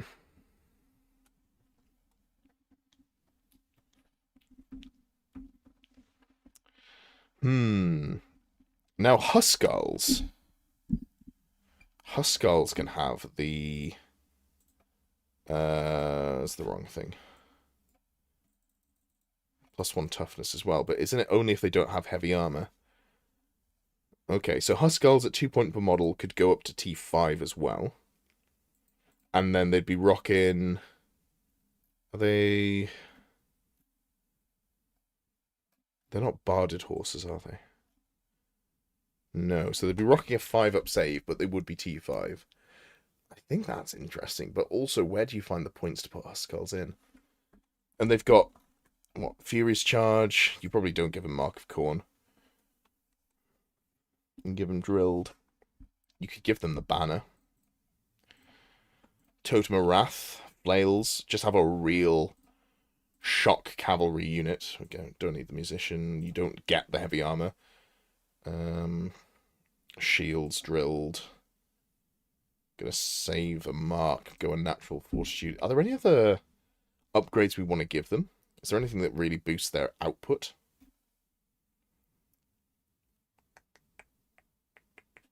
Could give them Vanguard, but you can't charge when you Vanguard. So it's kind of a bit anemic on melee. Could give them Dark Hearts. It's a point per model. It's pretty cheap because you're not going to go too big. So you could go like 8 of them. Or maybe, yeah, because you give them a good banner. And then you give them magic resist 2. This unit hits pretty hard. It's only a 5-up armor save, which feels pretty rough for how many points you're putting into them. But they are T5. That's something. Did have Puppet on the Demon Prince, but that suggests that Ogre Blade was better. Yeah, I think if you're doing the Demon Prince, I like this sort of loadout. Ogre Blade, Favor of the Gods, Demonology, Mark and Nurgle as a combination, I think all feels very good. Just generally also having the fly as well, obviously. That's a combination that works. Diabolic Splendor for -1 to be shot is nice as well. It's very easy for you to hide partially behind units and still be able to see. So you can get to -2 or -3 to be shot. So that all makes a lot of sense as well. Trailblazer's Hauberk, I don't hate. I'm not sure how useful it actually is going to be. And if you're scouting, I guess you're not giving up the +1 to go first because you've got the Chaos Warriors, but you're not able to charge turn 1. So it feels a little hard to leverage the strength of being able to sneakily put it somewhere and then your opponent not be able to respond because you're guaranteed to get the first turn anyway. Like, that's a cool combo in theory, but because you can't charge, it just worries me that I don't know exactly how to get the most value out of it. I like the Berserkers. I do really like the Berserkers here. Like, these things are going to be such a pain to chew through. It's just a shame that they have Frenzy instead of Furious Charge. If they have Furious Charge, oh, but because they've got Frenzy, ooh, I don't know. It's so easy to play around him. I know that I have basically every time I've played against Wolves of the Sea, the way that I've beaten them is like, and this is more if you're playing against stuff that's hard to catch. So this could be, trying to catch a Demon Prince, or you're trying to catch the Skin Wolves. You just park yourself in front of the unit Berserkers. They have to charge you. You win combat because, of course, you're a dragon, and then you get to face whichever direction you want. And it's really hard for the Skin Wolves or Demon Prince to stay out of range. So that worries me. But T5 with a 6-up ward save, and Any armor save? Yeah, 6 up armor save. It's something. It's certainly something.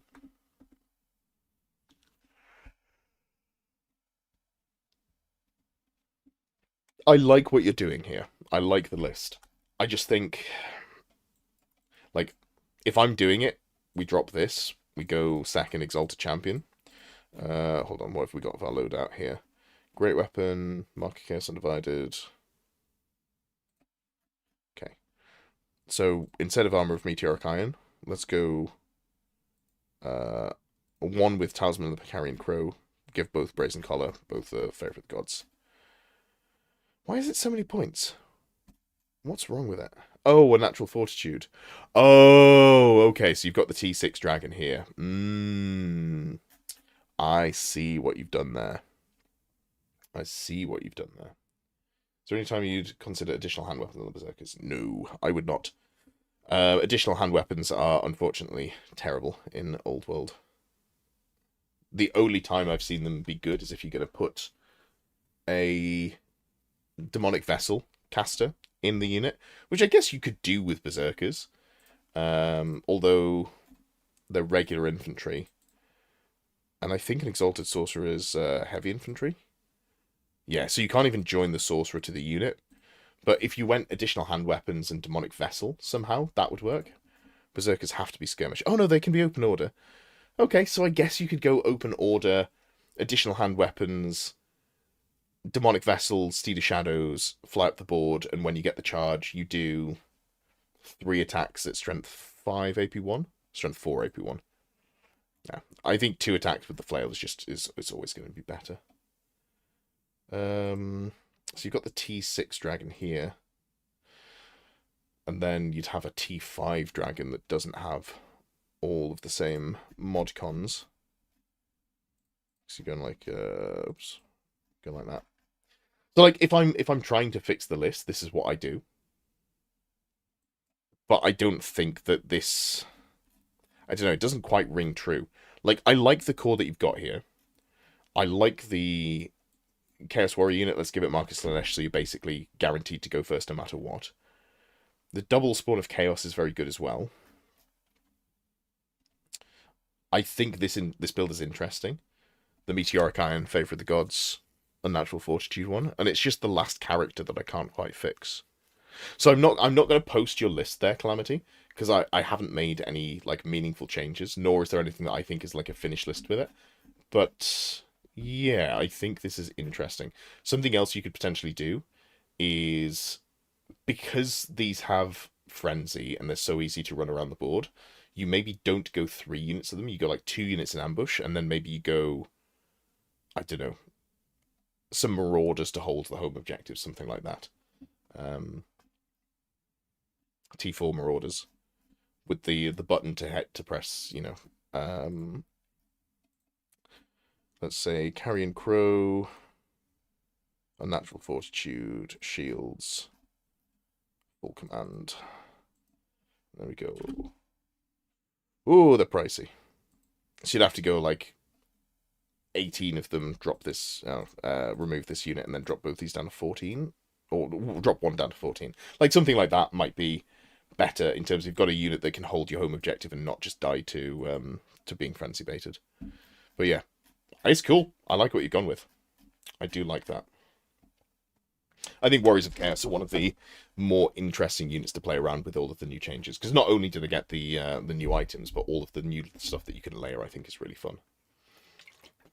I want to do some some chariot characters. I think that could be a fun line to go down. If we're assuming that the italics on Armor of Meteoric Iron, where it says this heavy armor was forged of ore, if we're assuming that this text doesn't exist, which I'm not sure that it doesn't exist, check your TO as to what they think. But if we're assuming that this works, I think chariots at T6 is interesting. And then the other one you could go is like, this one doesn't say that it's heavy armor, so you could go like Armor of Silvered Steel, but you're getting quite expensive to do that. So you'd probably have to go for a Chaos Lord, Armor of Silvered Steel, +1 toughness, and then one of the regen items. So yeah, there's things that you could do. You can go for some very, very tanky chariots, but I don't know if you need to index that heavily into tankiness. Would you switch one spawn for skin wolves? No, I would not. Skin wolves are cool, and I like them, but I think the spawn are just so good. Like, these things at 170 points, they're such a bargain, such a value add.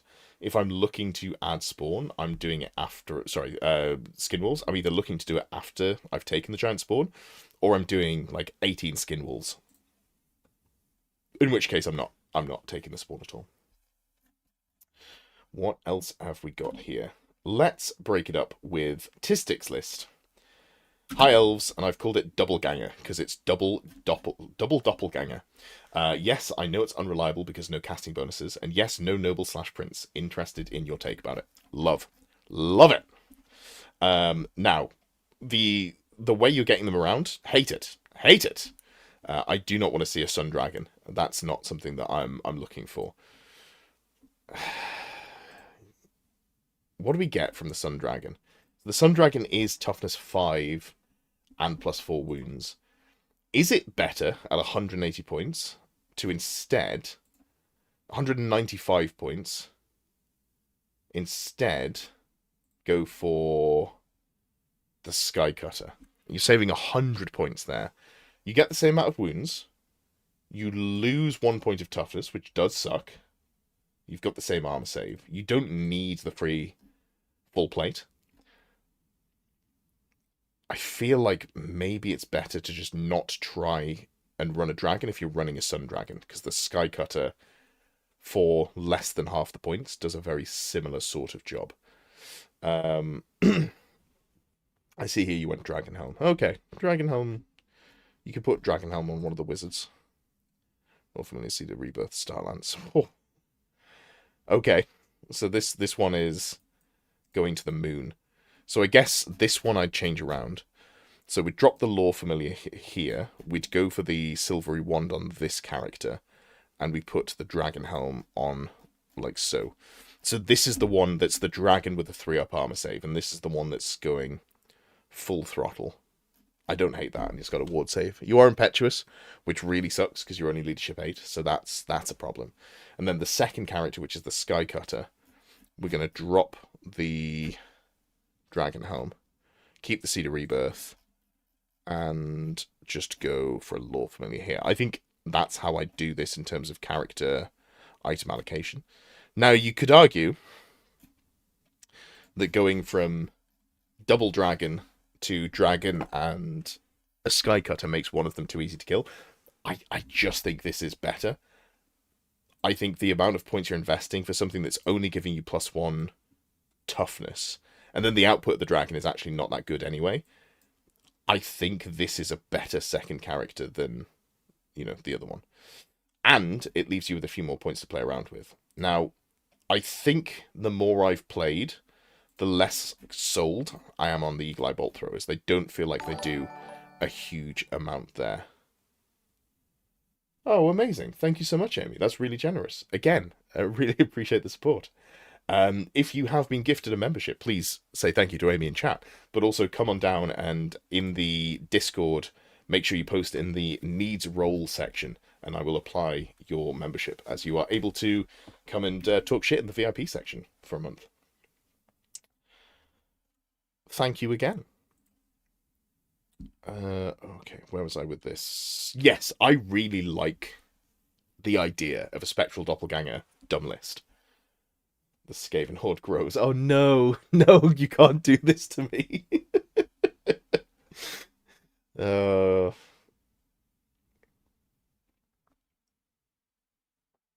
More people to ask me to play Skaven is my assumption of what that means. Well, yep. It's hard to argue with. Yeah, where was I with this one? Okay, so the Silver Helms here with the Ring of Fury, both of those are great, and then the Reavers with the Ring of Fury, I wouldn't say it's great, but it's probably correct. I wouldn't bother with Scouts, though.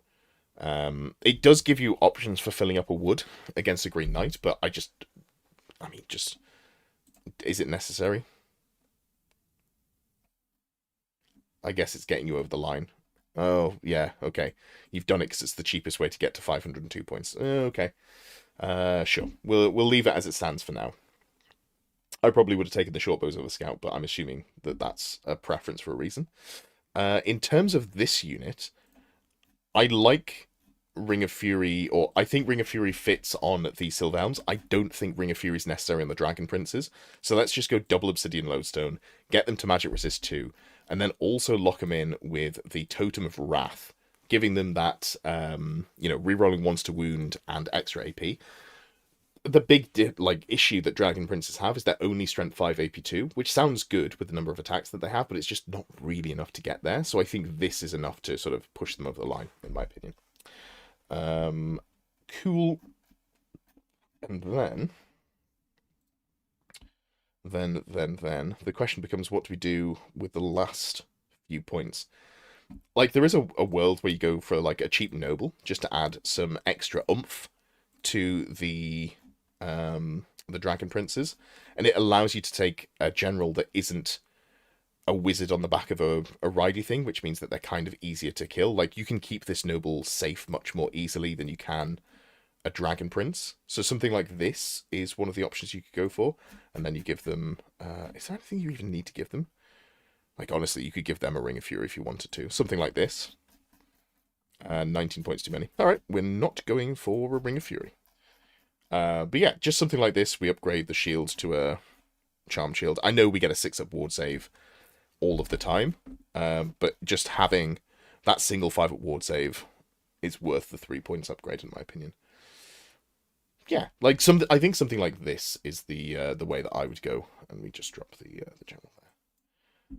But yeah, I love the double spectral doppelganger. I think that's a very fun list concept. It's one of the ones that when I said I like doing this, when people put fun list concepts in. At this point, when everything's a little bit squiffy, and we've had no changes for a while, I do like that.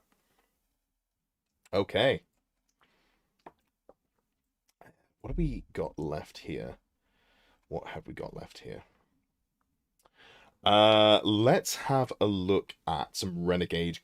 nope, it's not Renegade Crowns, it's Beastmen. So Renegade Clown Enjoyers put in a more casual Beastman list, and they say, I want a meme in casual games with a bull. I like the Doom Bull. I don't think the Doom Bull's bad. So this is... Honestly, I don't think there's a lot to, like, sort of critique here, because this is basically just a lot of the standard things that you'll see in a Beastman list. We've got the Dragon Ogres with heavy armor and great weapons, great choice. Herdstone, mandatory. We've got a couple of Razor Gore, we've got some Ungor, one Tusker Chariot. You see less Tuskers and more Razor Gore Chariots now, but this is still fine. So going double Chariot, double Razor Gore is absolutely, like, a solid choice. A big brick of Gore with the Scourge of the Burden for the reserve move, and then the War Banner as well. That's really solid. And then we've got War Gore BSB with Slug Skin, Full Plate Chaos Armor, so nice and tanky. We've got the Doom Bull with Full Plate Chaos Armor, Bedazzling Helm, Gnarled Hide, and Gouge Tusk with a great weapon. So we're rocking a... Let's give him a shield as well. I know you want to use the great weapon as much as possible, but...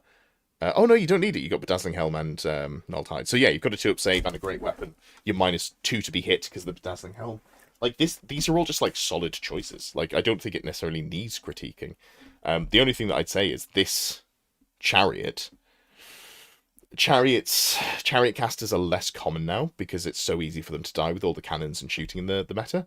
But if you're not worried about that, this is still, like, a solid way to play. I think your list doesn't need tweaking. So I'm gonna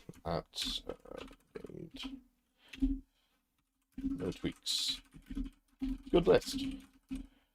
It literally just is sort of like all of the stuff that you'd expect to see in Beastmen, with, you know, a character that's leaning more on the minus to hit here, and I'd probably tweak the Chariot, but you don't have to do that. Yeah, looks solid.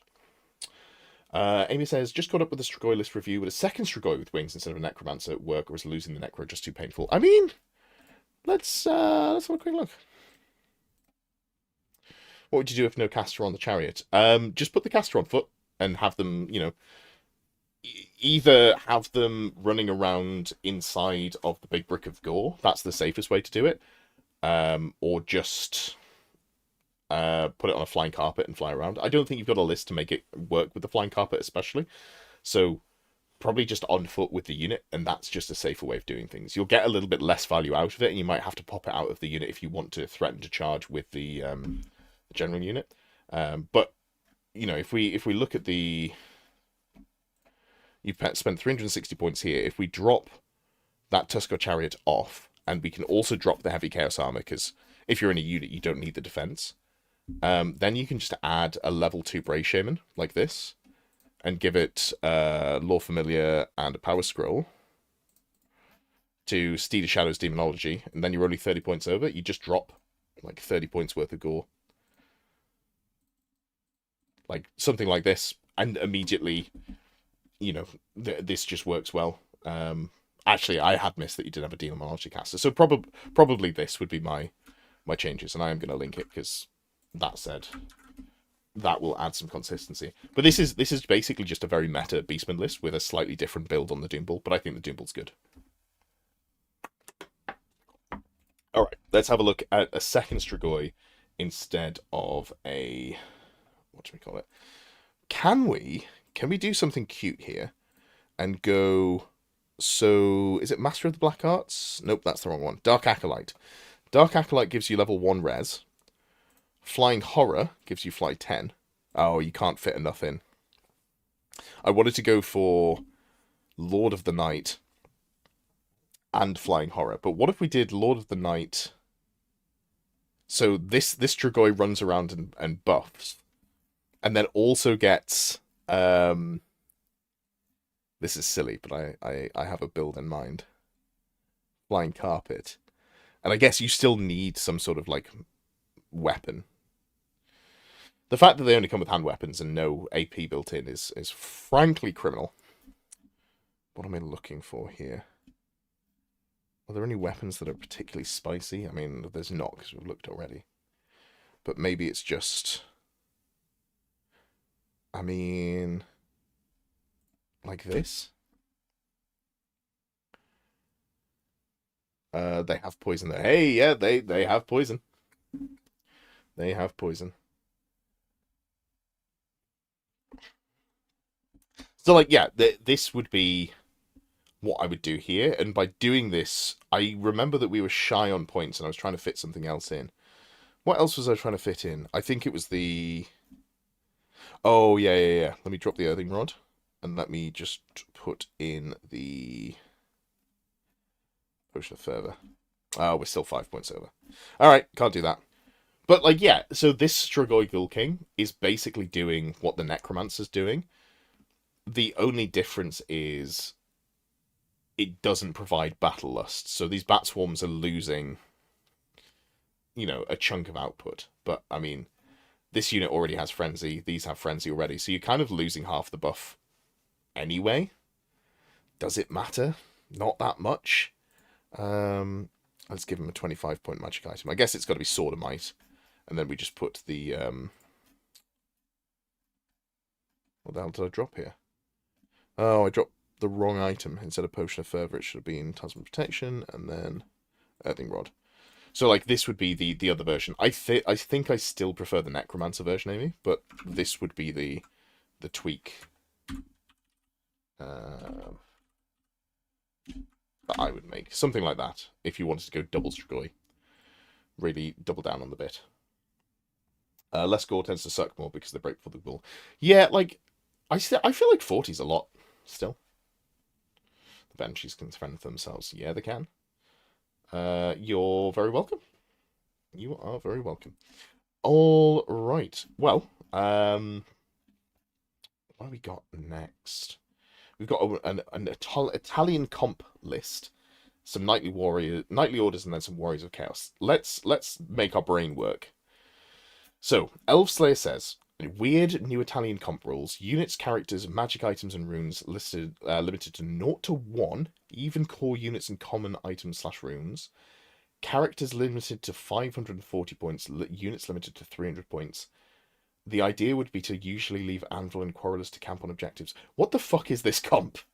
This seems terrible. It says characters are limited to 540 points, but you've got 1,000 points of characters. Or is it each individual character is limited to 540? I don't know why they would increase that. Yeah, that is weird. Like, I feel so. Yeah, I don't know really what to make of this. So like, almost almost as bad as Aussie comp. Oh dear. Okay. So like, just to critique this at the base level, assuming that it's 540 points of characters total, something has to go, or like two things have to go here. It's probably the anvil, and then also like the runes. Yeah, I just don't know how you fit stuff in. You just sit that event out. Yeah, I don't know that I'd be super keen to play this event, honestly. I'm assuming that it's meant to be 500 points of characters, 540 points of characters total. If it's not, and it's 1,000 points of characters total, then that's less weird. But also, I don't know why they'd change that and that allow you to take larger characters. Because if they're trying to get rid of big issues, you're just making the dragon heftier.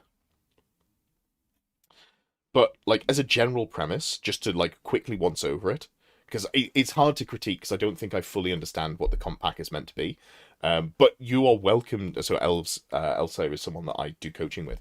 You're welcome to put the list in your coaching channel, and if we clarify what the restrictions are a little bit, we can workshop it a little bit more. I'm happy to go over this list and see if we can do some tweaks for you. The actual loadouts you've got here, I like this. This I feel needs to be a little bit bigger, and this is fine. The not being able to duplicate runes makes it really difficult for dwarves, I think, because they have a lot of real mainstays. I'd also be tempted to make this unit of Longbeards have great weapons. Plug the coaching. Yes. Thank you, Amy. I am a coach. I was involved with the England squad to some level. After stepping away from being a player, I am now involved with the Netherlands squad for the upcoming WTC Open. I have recorded a video, actually, of a coaching session that I am going to be putting up probably over the weekend if I get a chance to edit it tonight. I would like to say I feel like my results speak for myself. There's been a lot of success with the people that I've coached. Since starting coaching with people, I've had I think it's 4 people who've never won an event win an RTT. Now, obviously, the next step up there is to try and win GTs. I'm currently working with the person that I'm working with for the video that I recorded. It's a 1-hour session. Is doing an escalation league, and they are currently number 1 in their league. Yeah, if you want to get gooder at doing Warhammers, I think I'm pretty good at helping you get there.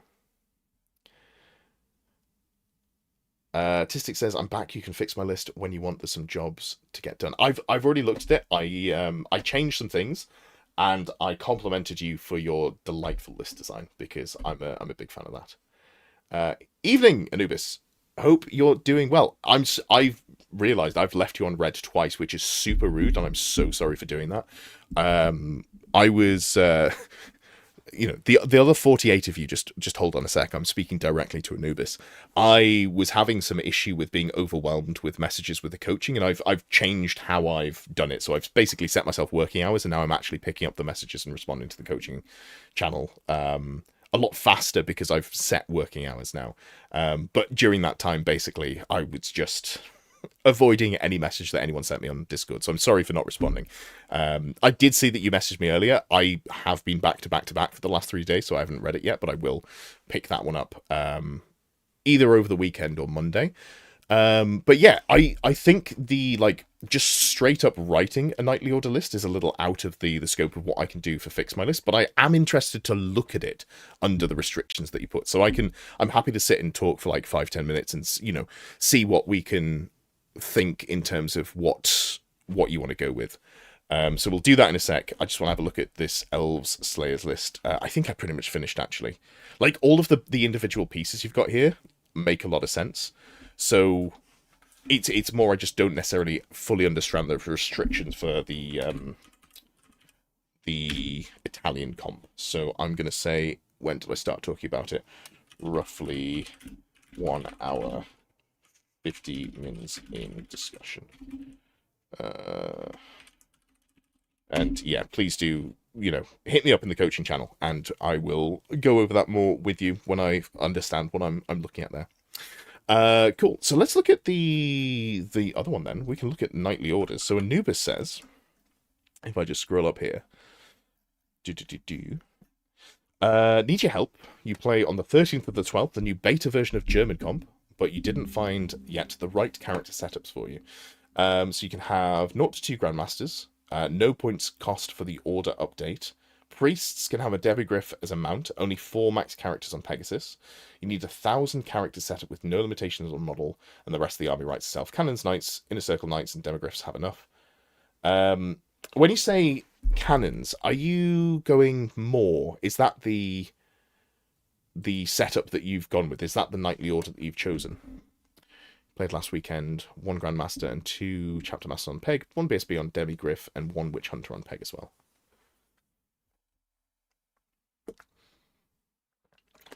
You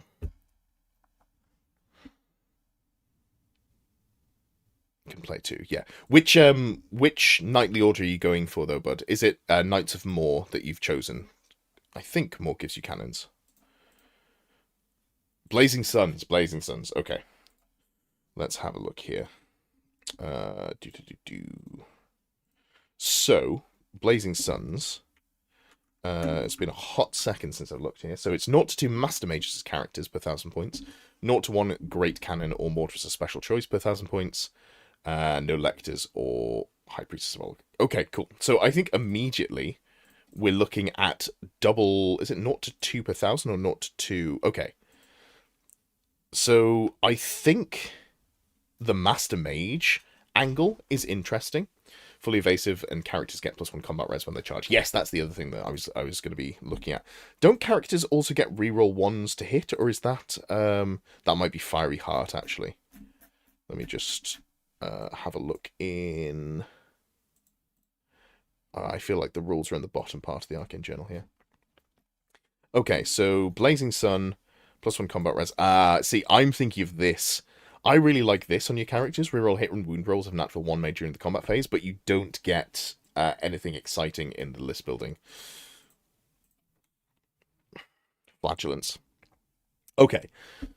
So plus combat res. I think if you're able to take wizards, I think there is a world where you probably go and you try and lean on the ability of the wizards to go, maybe you go wizard staff and a horse, and you play around with a couple of demonology wizards, and you're doing the summoning. It's 92 points per, so something like a couple of these is immediately very good.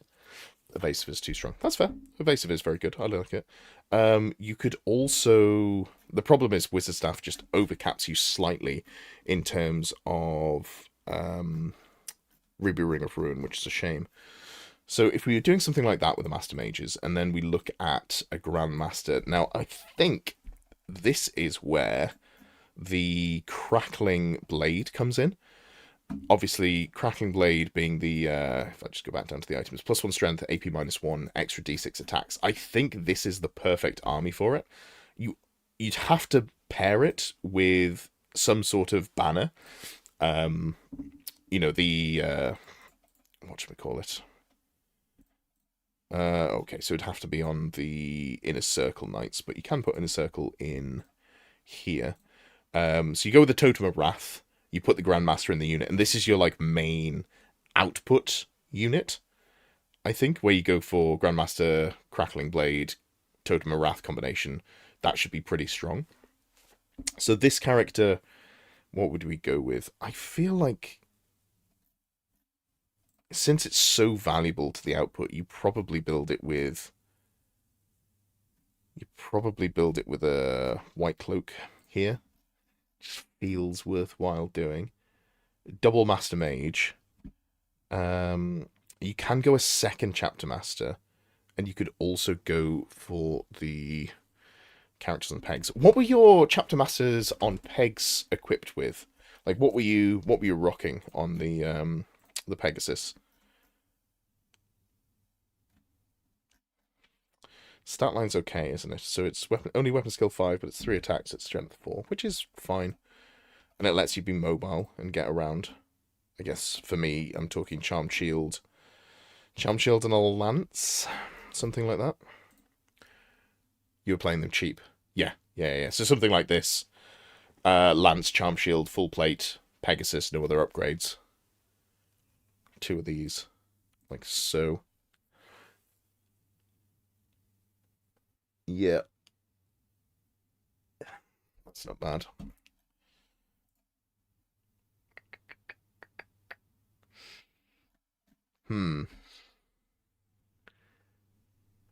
Like, is there a second good melee character that you'd want to put in? I feel like the stat line of the Grandmaster is just so underwhelming. Like, the low weapon skill, the low strength. 4 attacks is fine, but then no additional buffs here.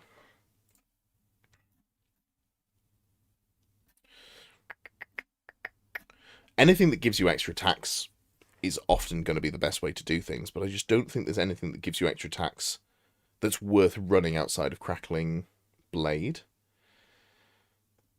It's very expensive for what you get. What do you think about the Ulrich Priest? Ulrich giving you the extra charge range is quite nice. And then there's the multiple wounds as well. So that obviously works well if you're going into undead, so you can use it as a little bit of an undead crusher. So having at least one of them in the list is probably smart. And again, Charm Shield, great weapon, something like that. Would you want to tweak?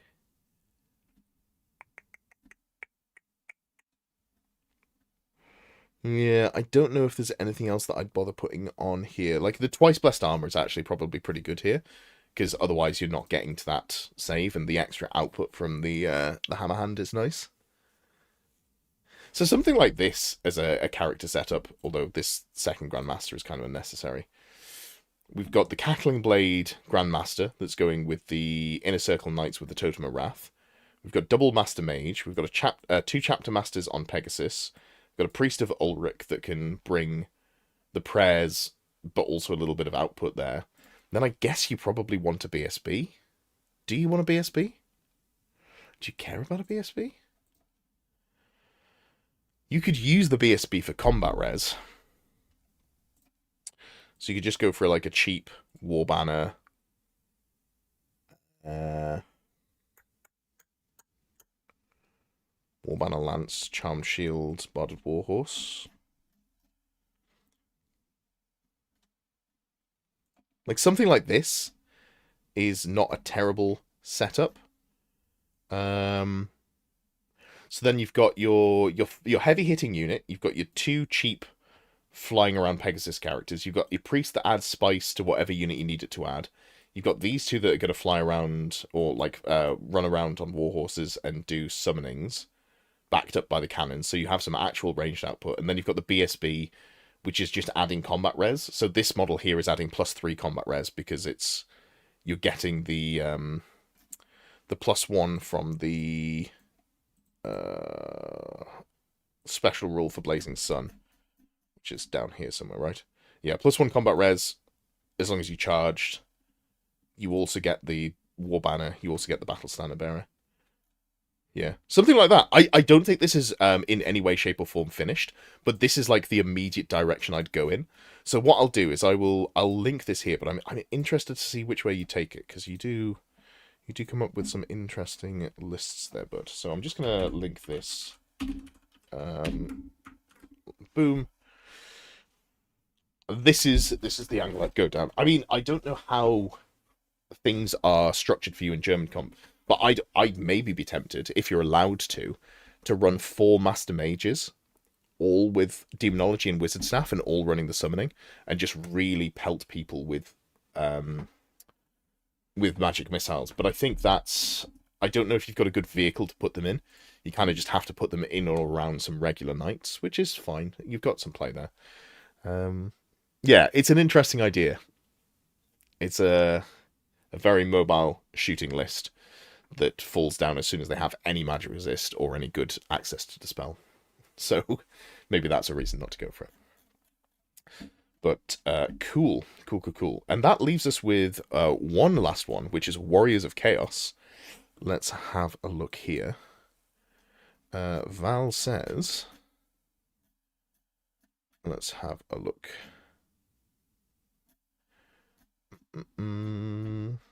Okay, trying to figure out how to use some of the new items slash traits for Warriors of Chaos. I was very impressed with Demon Prince, and I want to see if having Scout on him is useful. I like how we're back to the Scout Demon Prince. I'm also considering going full on Jank Blaster Zinch Demon Prince with level 4 Battle Magic, Trailblazer's Hauberk, Ruby Ring, Spell Familiar, and Sword of Sorrows. That I like. That's a very interesting idea. But also, you can get in range to Curse of Cowardly Flight turn 1. But if you go first, I know with Scout you're giving up turn 1, theoretically. But you could look at pushing your opponent away with Curse of Cowardly Flight. And, like, if they deploy near the board edge, making them flee off the board. Okay, I'm on board with that. That is suddenly an angle to it that I hadn't considered. Okay. So we've got the Demon Prince, level 4 Zinch. You've gone Dark Magic, which I don't know that you need Dark Magic here. Double Favor of the Gods, Rod of the Damned, Biting Blade, Spell Familiar. Rod of the Damned. That's the Magic Missile enchanted item, right? Summoning level 2. 40 points. Okay. And then have we got Ruby Ring of Ruin in the list as well?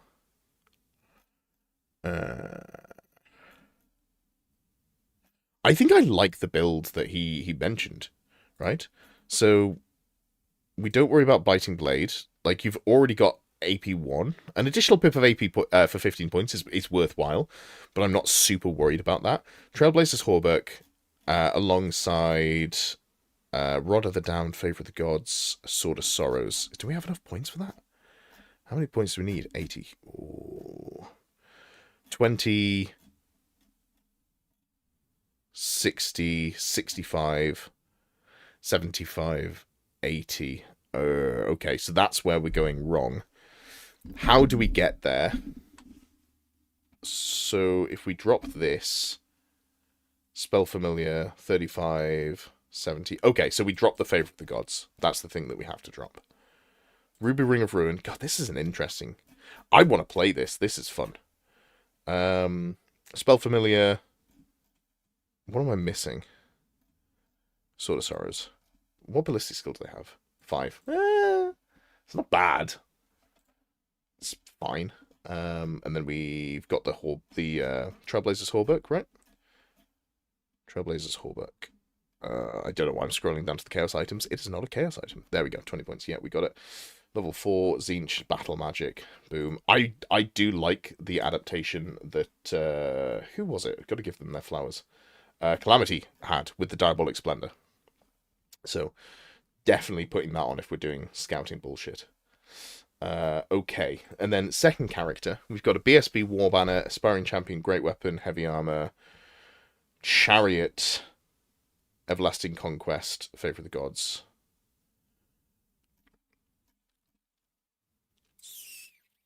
What if we just did the Toughness 6? Like, I mean, you probably don't need to go Toughness 6. This is just good on the face of it.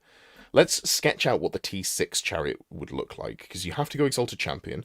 And we're keeping the War Banner on here. We're going for the Combat Res. We've got the Great Weapon. Then we've got no mark, I'm assuming, just Undivided, because you have to pay for both. So we go with the Chaos Chariot. We go for Unnatural Fortitude, which means we have to take the Armor of Meteoric Iron. Again, just assuming that that works instead of not. And then we go Crown of Everlasting Conquest, and we'll go to Favourite of the Gods as well. How many points more is it? Ooh! That is a lot more points. That is a lot more points. That is 95 points more. Evening, Pestigor Enjoyer.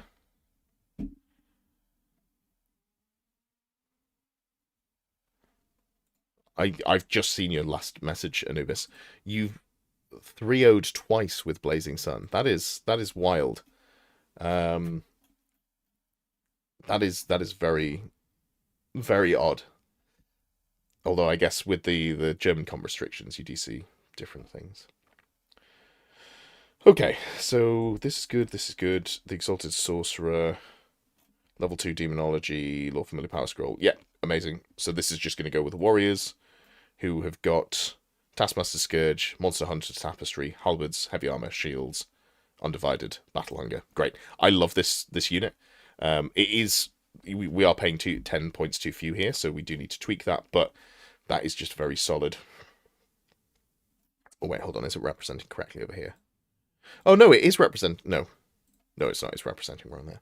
So we do need to shave 10 points additional off the list, but we can get there. You've got 9 Chaos Knights with Totem of Wrath. And then Dark Hearts. Dark Hearts is the -1 leadership, right? I still haven't fully fixed the new names of everything in my head. Let's just double check here. Pardon me. Nor have I reminded myself where they live properly. Dark Hearts, leadership. Okay.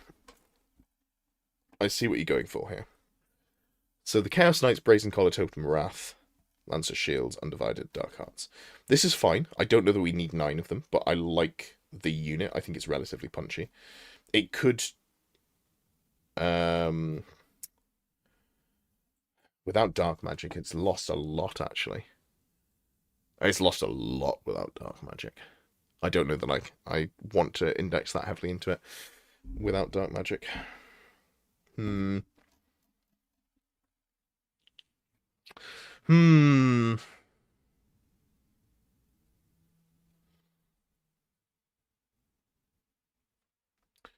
Okay. Got a unit of 9 Marauders, Flails, Light Armor Shields, no Cult, Ambushes, Skirmishes. Okay, that's fine. Or good, I would say. I wouldn't be opposed to paying 10 points to give them +1 toughness. T4, but I guess they're kind of just going to be in the backlines.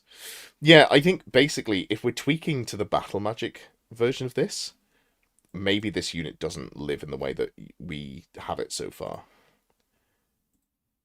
Like, you want to tweak something here. Like this, maybe. So, like, this is the baseline. I mean, I'm not really tweaking much. I will timestamp Val. And hopefully have the correct Val, because again, there are a lot of Vals on the Discord. Roughly 2 hours, 10 mins. Discussion. Yeah, I like it. I like the things here. I will say that I did not see the utility of the Demon Prince up until you said the Steed of Shadows blaster. Not Steed of Shadows, the Curse of Cowardly Flight blaster that can scout. That kind of seems pretty disgusting. And I think I'd like to see that more with the list that Calamity went for. And I think that's where you get the second unit. So you've got this dragon already, and you put the the DP in here that does the shenanigans, where you're going like Zinch level 4, battle magic,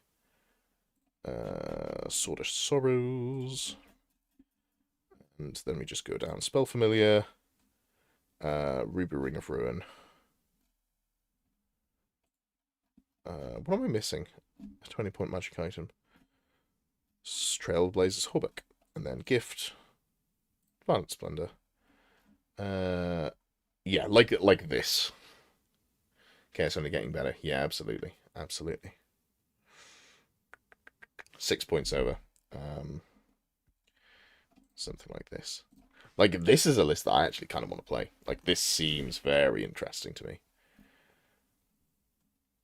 Very interesting. Make this the general again.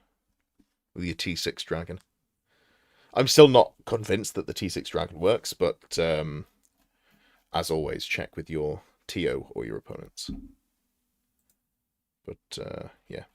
All right, cool. Well, that was fun, but I have not been sleeping well recently, and I am going to wind up for the evening. I'm working all weekend, or rather away/working over the weekend. And yeah, hopefully I'll have time to edit the video this evening before I go to bed, and then get it up at some point Saturday or Sunday for the coaching session that I had recorded. And yeah, have a good weekend, everybody. And I'll be back with